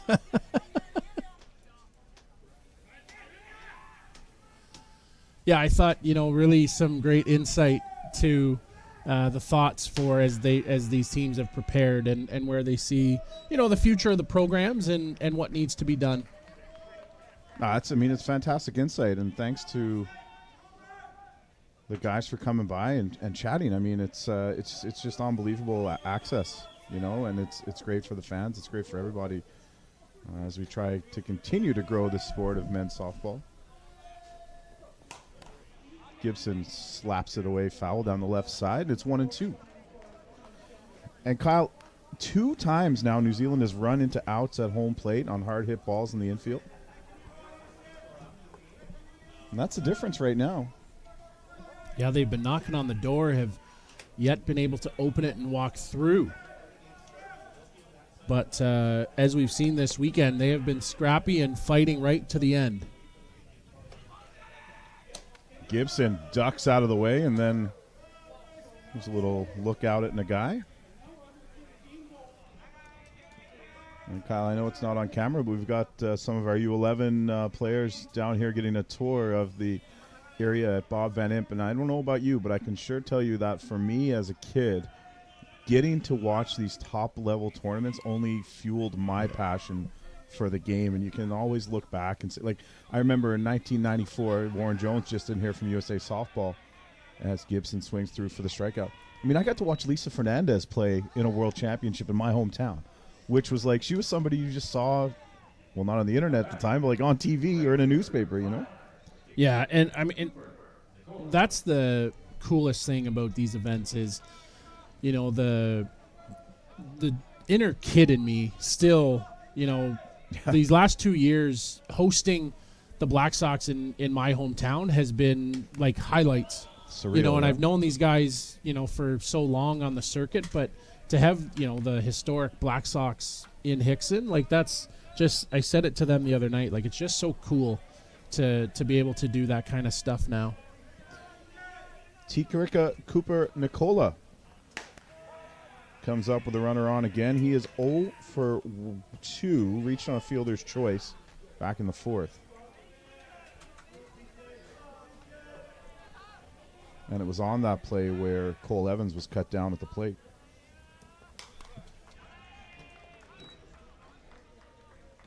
And the guy working ahead, no balls and 2 strikes, and outs are dwindling. Just 5 of them left for the Black Sox as they still look to get that first run across.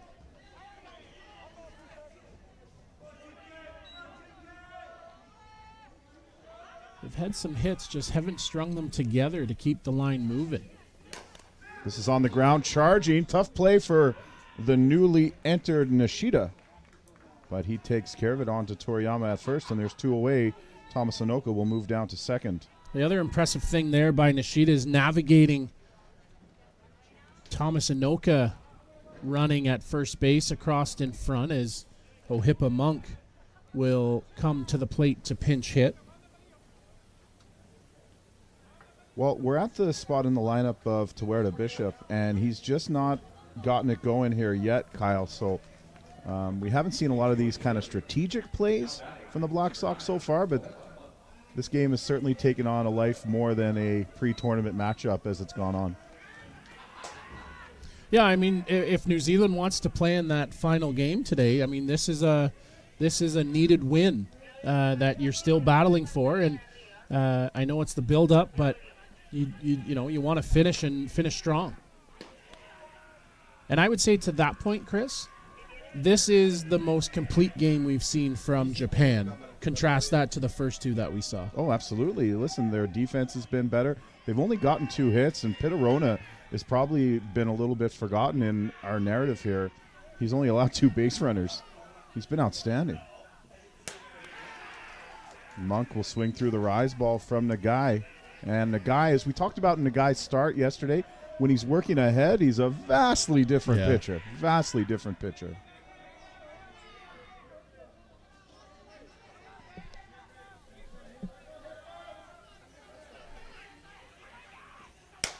Goes up again, but this time Monk will watch it. Good discipline there by Ohippa Monk to lay off that, because the pitch before was the exact same, and he went swinging.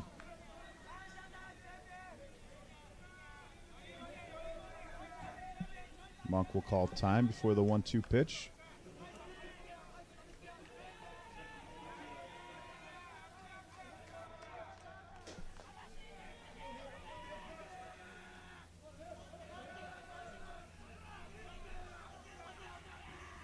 High, tight, swing and a miss, strike three, and Fuga Nagai works around the leadoff single by Thomas Anoka and gets his team back into the dugout. New Zealand through 6 innings have gotten 4 hits, unable to scratch one across. We'll go to the bottom of the 6th. Japan sends up the 8-9-1 batters in its order to face Pitarona, who will return for his 6th inning of work. Welcome to Mont Hill Golf and Country Club. With our beautiful 27-hole golf course open to the public, we work tirelessly to ensure your time with us is second to none. Well, here you'll be able to enjoy an incredible dining experience at our very own Big Pete's Steakhouse. Play some of the best courses in the world with our state-of-the-art golf simulators. Upgrade your gear with the top brands at our pro shop, or host a stunning wedding, event, or conference inside one of our beautiful ballrooms. Learn all this and more at monthill.ca. We can't wait to see you soon.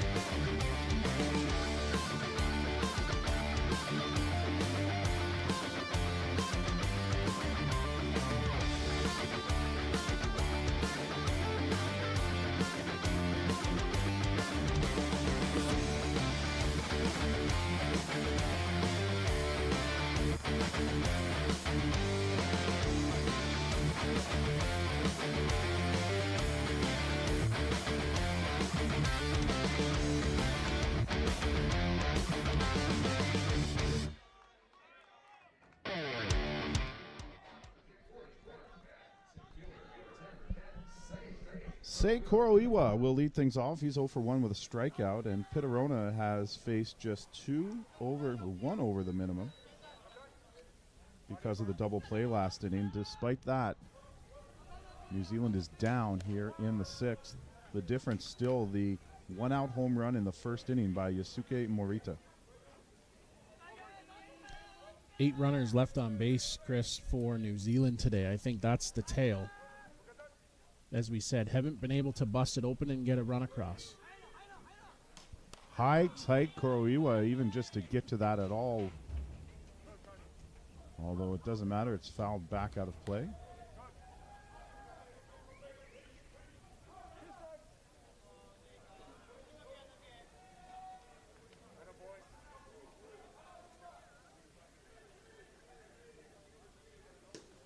And he'll chase down 3 pitches, 3 strikes, and Kuroiwa is retired.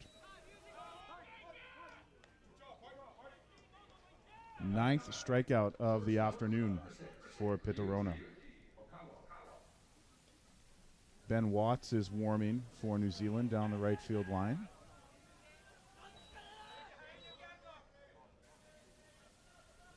They've been warming all game. They might be warming, but the guy in the mound's been hot, so Yeah. you got to leave him be.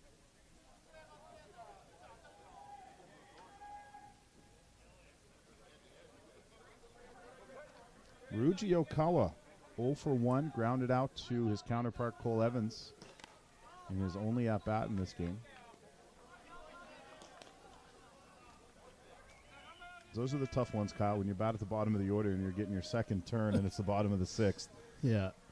You'd think you might be losing the game Hard to get in that situation. Well, in 95% of the times you would be. But Okawa's defense is a big reason that there's still a 0 on the New Zealand side of the scoreboard.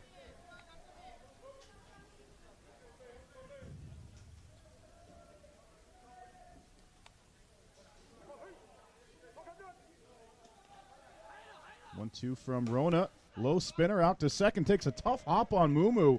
And he's able to corral it and make the play. 2 away.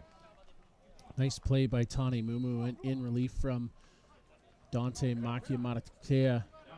But played it on the hop and almost caromed, but able to control it. There's one of those young, bright stars for New Zealand in the coming years in the U23 program still.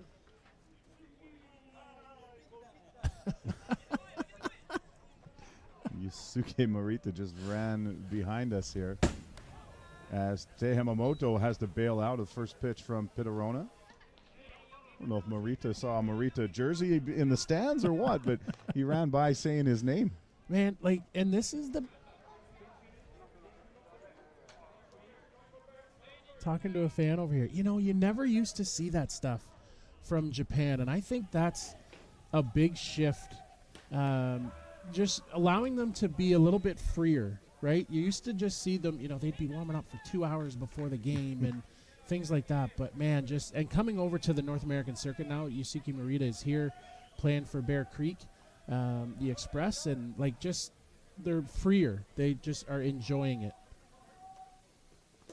And it's good, the interaction with the fans. I can't tell, Kyle, because it's off to our left kind of at the same angle, but I think he said, yeah, I'll give you my jersey after the game, you know. So, yeah, or sign something, but that's fantastic. He's actually turning into one of the real characters of the sport. For sure. And he's a great ambassador for his team and his country. He came down, and when I was at the tournament in Kitchener on the Friday night, he actually came down and sat down before his game and was just watching, and we sort of shared a few interactions. I used Google Translate because his English actually isn't very good, and he admitted that, but so I just used Google Translate. And how's your Japanese? Horrible. About as good as my Spanish.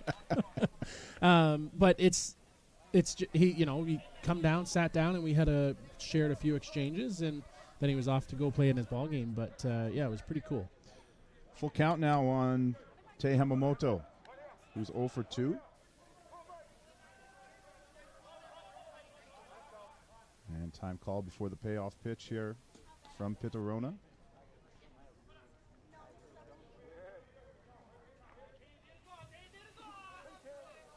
That's another thing about those events, these World Cups, is just the interaction of the international players and fans. I think we could all do a lot better in this world to spend more time with other cultures and people from other countries on a global scale. For sure. Because we're all in this together. On a speck of dust floating through a vast galaxy.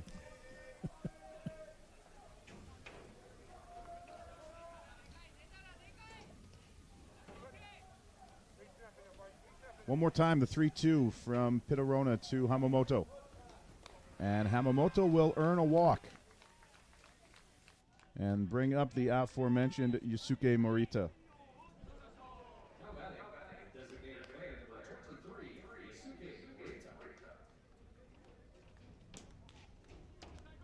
Hamamoto with some speed over on the one bag, Kyle, although you don't really want to risk taking the bat out of the hands of Morita. Yeah, I mean, unless you're putting a hit and run on like later in the count.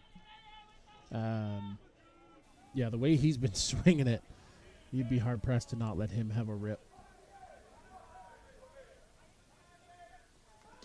And he goes on the first pitch. What do I know? Stolen base from Hamamoto. You're right. Yeah, no, go. We said go for sure. And it was a rise ball, not a terrible pitch to throw him, but Bishop never did get it away. A rare stolen base against Tuerto Bishop. I guess it's not a risk if he's guaranteed to get there, huh? The 1-0 to Morita. Chopped in front. Rona's going to play it himself onto first and beats Morita by half a step. So Pitarona's done a bit of it all. A waffle of strikeouts and a nice play defensively. Great camera angle on the replay from Claudio and Carol here at Softball Premier. Kyle, we are off to the 7th inning. 3 outs to work with. It will be the 9-1-2 batters due up for New Zealand. Rhys Evans, Ben Anoka, and Tane Mumu. Don't go anywhere. The finale coming up.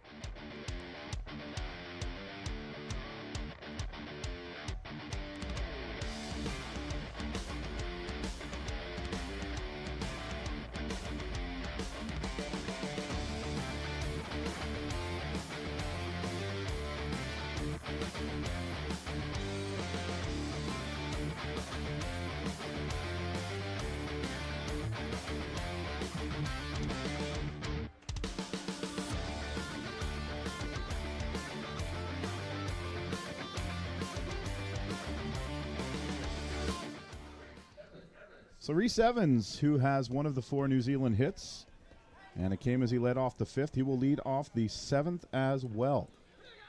Evans was one of the 2 guys who was cut down at the plate for New Zealand in this game, and Fukunagai looks to close this out for Japan. First pitch, check swing, low for a ball.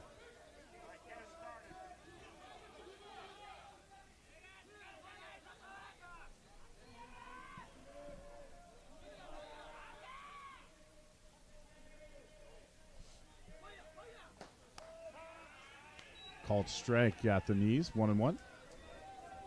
Well, Evans led things off in the 5th, Chris, with a line shot single. And New Zealand, it's been the 7th that has been their mustard here this week. Yeah, coming from behind is what they've been doing, and they'll have a chance to do it for a 3rd time. It worked for them against the U.S. It came up a little short against Canada, although they had Justin Schofield sweating on the mound. For sure.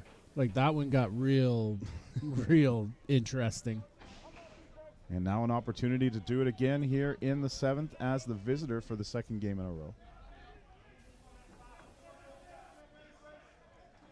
Coming up next, it's Canada-USA in the round-robin finale. Then we'll have a 3 versus 4 and 1 versus 2, but we are so far from knowing what that's going to look like. As Evans again with a 2nd leadoff single today. And the tying run is aboard as we turn the lineup over for Ben Inoka. Just scrapping away here, never giving up, never giving in. Working away to keep shrugging. Inoka 1 for 2 with a walk. Nobody better for you here if you're New Zealand. Talking about, I heard Warren Jones talk about guys who had been there and done that. Yeah. This is the embodiment of it versus Fukunagai. First pitch is low. Evans remains the runner at first.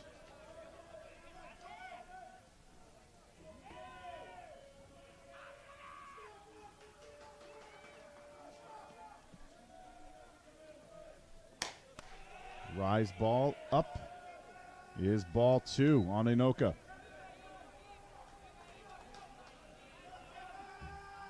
Well, in the 5th, Evans singled, Inoka walked. Mumu with a sack. We've seen history repeat itself. Low rise, that's in the zone for a strike. And a little bit off that one for Nagai, who challenged Inoka and he decided to take.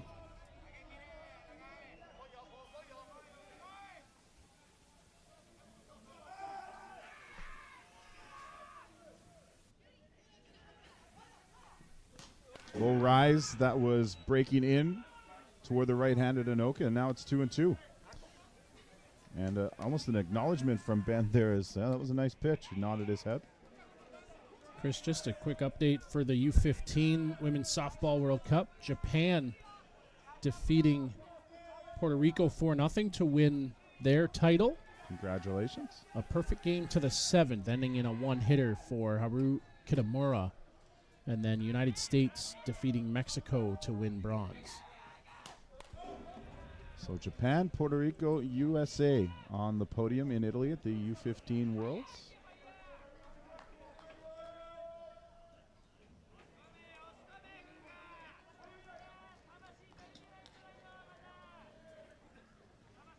Fukunagai locked in a 2-2 count with New Zealand's Ben Inoka.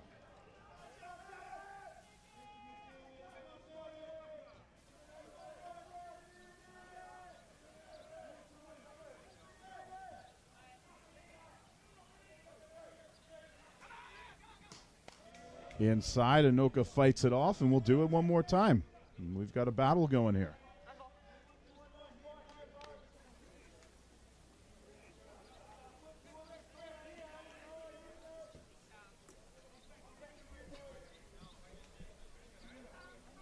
An inside drop ball in the last pitch from the guy. He's been looking to tie Inoka up inside, which is not a bad strategy, as we've seen Inoka take the outside pitches the other way with relative comfort so far in this event.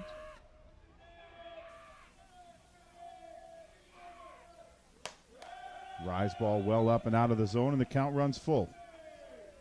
Well, Benny just demanding something a little bit more enticing to hit. Not many more patient batters than Benny Noka in the game.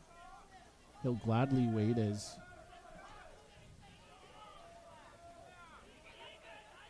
tries to drive one. Full count pitch filed back, and I'm starting to feel like nothing's going to get past Anoka. It's either going to be a walk or a ball in play somewhere. It sure seems like Benny right dialed in here in the top of the 7th.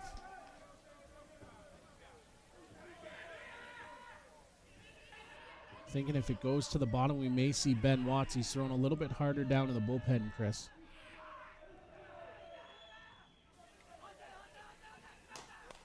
Flared off to the right side. Toriyama and Nishida will give it a look, but it falls into the stands.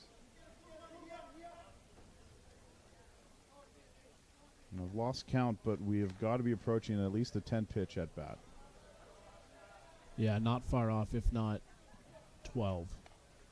It's turning into one of those good, lengthy, solid battles here between hitter and pitcher. And the guy lost his favorite ball on that last foul. He's asked for something a little more used. I think the two that were presented to him by Scott McLaren at home plate were just a little too fresh.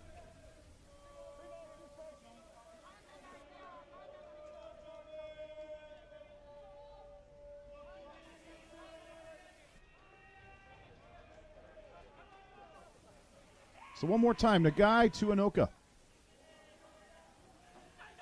And he loses the handle, and Ben Anoka works a very impressive walk. And now the go-ahead run is on first for New Zealand, and there's nobody out in the top of the 7th. Well, a carbon copy start to the 5th, as it is here in the 7th. Evans single and a Inoka walk back in the 5th. So that'll bring up Tane Mumu, who did execute a sacrifice back in the 5th. And you'll note that they do call him Timu, which is maybe my new favorite nickname. Going to be going to him for some cheap goods a little bit later on. He'd take a cheap base hit right now. I think you can book it that he will be bunting. Misaki and Toriyama not in too tight. And he doesn't even square to bunt. That's interesting to me. Riley, Makia, Cole, Evans, Thomas, and Noka, the next 3 batters due for New Zealand. And with the speed of Mumu, it's not a given that it'd be an out at first base on a good bunt, just kind of up the third base line.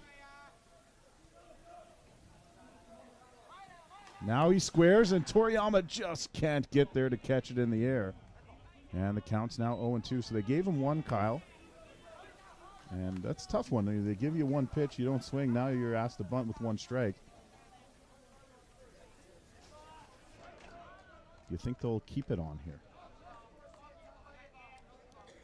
I've seen it once this week from Thomas with 2 strikes. This would be the guy that I would trust to do that. Looks like he's getting set based on his approach here. Nope. Inside rise ball fouled off on the hands.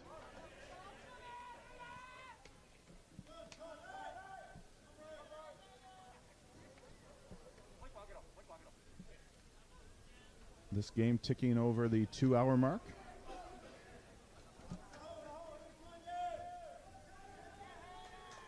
So the start for Canada-USA will certainly be delayed a little bit. And it could be a lot depending on what else happens here in the top of the 7th.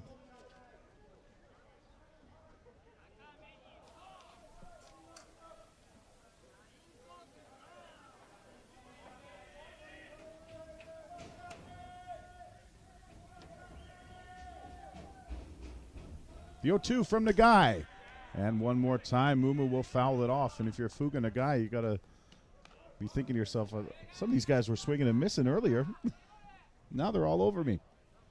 And just getting pieces, right? Yet didn't been able to square something up.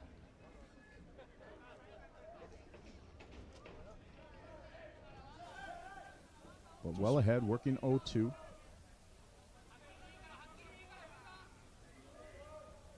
Low drop ball on the outside, and a guy will shovel it to third.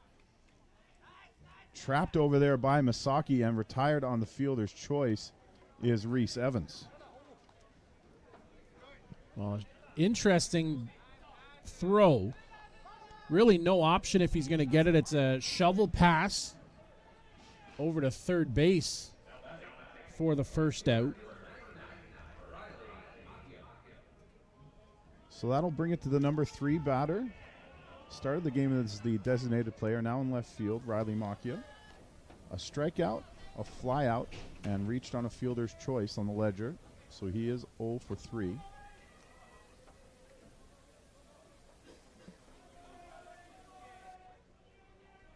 First pitch from the guys, a drop ball in the outside corner, but it is low.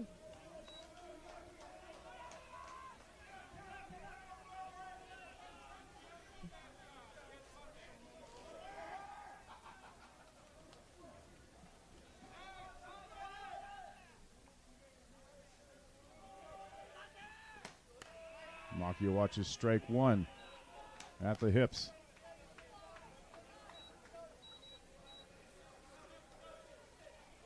Anoka, quick check over the shoulder to see where the outfielders are in case of a single. In fact, the outfield is kind of medium to shallow depth for Japan right now. Especially in left field. Sato, well, even now you look around, Chris, and yeah, I'd say a good medium to shallow.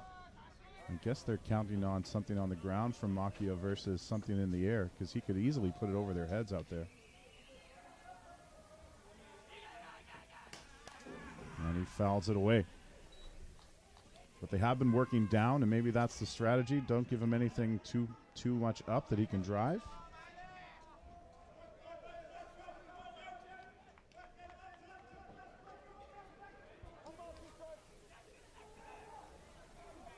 Although that last pitch caught a lot of the zone as I checked it on the in-house replay. 1-2 to Macchia. Tying run at second base in the form of Ben Inoka. With one down here in the top of the 7th. High and tight. Macchia wobbles but does not go all the way down. Good to get out of the way of that one as it came in tight. What a battle here in this inning. Good. This is what you come to these tournaments for. Innings like this and stiff competition. Nothing easy. And nothing being given here on either side.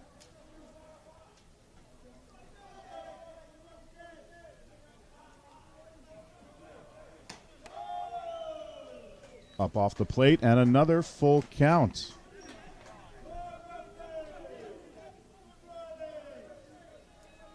I'd say we're probably up to 30 pitches this inning for Nagai. Nagai's working hard, and he threw a ton yesterday, but he's not the kind of guy to really let that affect him too much. He's able to replicate it pretty good. Another rise ball out of the zone, and it's ball 4. The bases are loaded. What a tremendous at bat from Riley Macchia, just leading off of that rise ball. Not as enticing as the others we've seen here this afternoon, as it was well out of the zone right from the hand. And boy, what a spot here for Captain Cole Evans and the Black Sox. And Kyle, what did you say? It's been 8 or 9 guys left on base for New Zealand to this point in the game? Chance to shake that off here right now. 1 out, bases loaded for your cleanup hitter, Cole Evans, who has hit the ball hard twice today. Infield is kind of playing with the baseline right now. First pitch snapped in, low rise ball from the guy.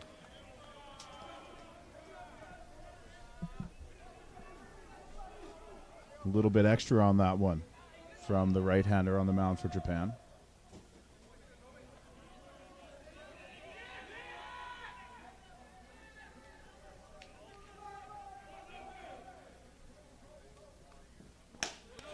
Evans leaves the rise ball out of the zone. So Nagai, a lot of the times, gets some swing and miss on that pitch. New Zealand not biting at all. Yeah, and I think it's that pitch recognition early that gives them the feeling that it's not in the zone and it's not tempting enough for them to offer at it.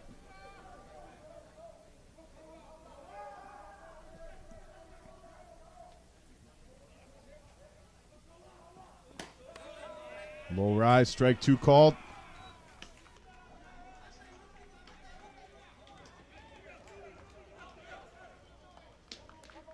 We'll say those have been a couple of nice-looking pitches on the low rise ball to Evans that have caught a lot of the plate. Although I don't think that the guy really hit his spot on that one. I think it leaked back in over. The 1-2 to Evans. Skied on the infield. Toriyama, a few steps into foul territory, will make the catch for the second out. You saw Cole Evans motion to get out of play, wanting another chance, but to no avail as it just goes high and 5 feet from the line. Some guys just find themselves in these spots. Time and time again. And here comes Thomas Inoka again in the 7th inning with the bases loaded. 1 for 2 with a sacrifice on the afternoon. And it'll be up to Thomas to keep this game alive for his team. First pitch strike from Fuga Nagai.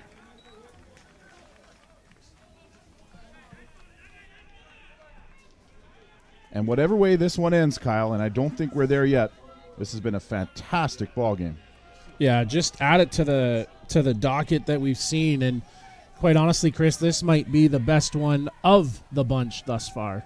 So far, yes. However, we've just been handed the lineups for Canada-USA. That could rival it. Kataoka has to reach out to keep it in, and I don't want to take away from this game, but on first glance, you're looking at maybe the starting lineups for both teams for Canada-USA that we'll see on Tuesday, at least very close. Sean Cleary versus Marco Diaz will be the pitching matchup coming up after this game.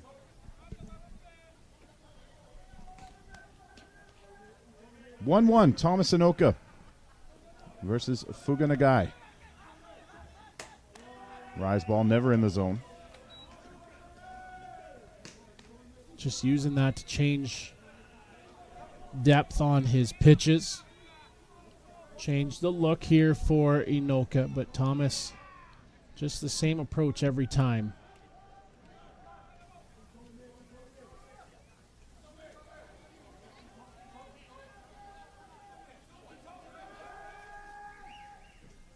This is flared out over short. This could be trouble. Sato is in and takes it on the fly. Japan will hang on to defeat New Zealand. And both teams now with a 1-2 record as we move on here on this final Saturday, Kyle. What a ball game here from both teams. And, you know, for Japan to turn things around after, quite honestly, Chris, really struggling in the first 2 games, come out and strike first in the first inning, put it together on the pitcher's mound. And I said it earlier, that's the most complete game we've seen from Japan here this week. For New Zealand, it's a hard-fought battle and, quite honestly, a tough luck loss because, I mean, Pita Rona, a one-man wrecking crew, like you said, probably gotten forgotten in the narrator part of the game, but a 1-0 old-fashioned softball game. It sure was. It was a pleasure to watch, and what a great way to start our final day of action here at Bob Van Impe Stadium in Saskatoon. Kyle, Any final thoughts on this one before we hand it over to Troy, our PA announcer? No, quite honestly, I think it's just summed up nicely. A great rebound for Japan, and again, New Zealand just continues to battle and grind right to the very end. All right, well, we're going to duck out. We'll hand it over now for the player of the game announcements to Troy Seltzer. Ladies and gentlemen, time now for the players of the game. One player from each team will receive an award from Rawlings, Canada. Mike Brasho from Softball Canada is here to present today's awards. Each player is selected by Kyle Smith and Chris Abbott of Softball Premier TV. The player of the game for Japan, Yusuke Morita.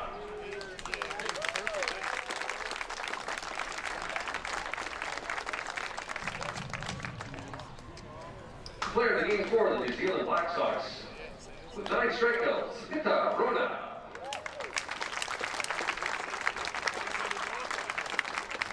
Well, Kyle, I didn't know we were being outed as the player Yeah, of the that game happened selection yesterday. committee. Yeah. That happened yesterday. Okay, well. The veil of secrecy disappeared. Well, folks, we've got a good one coming up next. Canada and the United States. Canada will be the home team for this game. Marco Diaz against Sean Cleary. And the outcome of that game will determine who moves on and who finishes in the 1, 2, 3, 4 spots as we go to the medal round. Give the staff here at Bob Van Impe Stadium 15 or so minutes to get the field dragged and lined, and we'll be right back. We're looking forward to it. We'll finish up the round robin next with Canada, USA.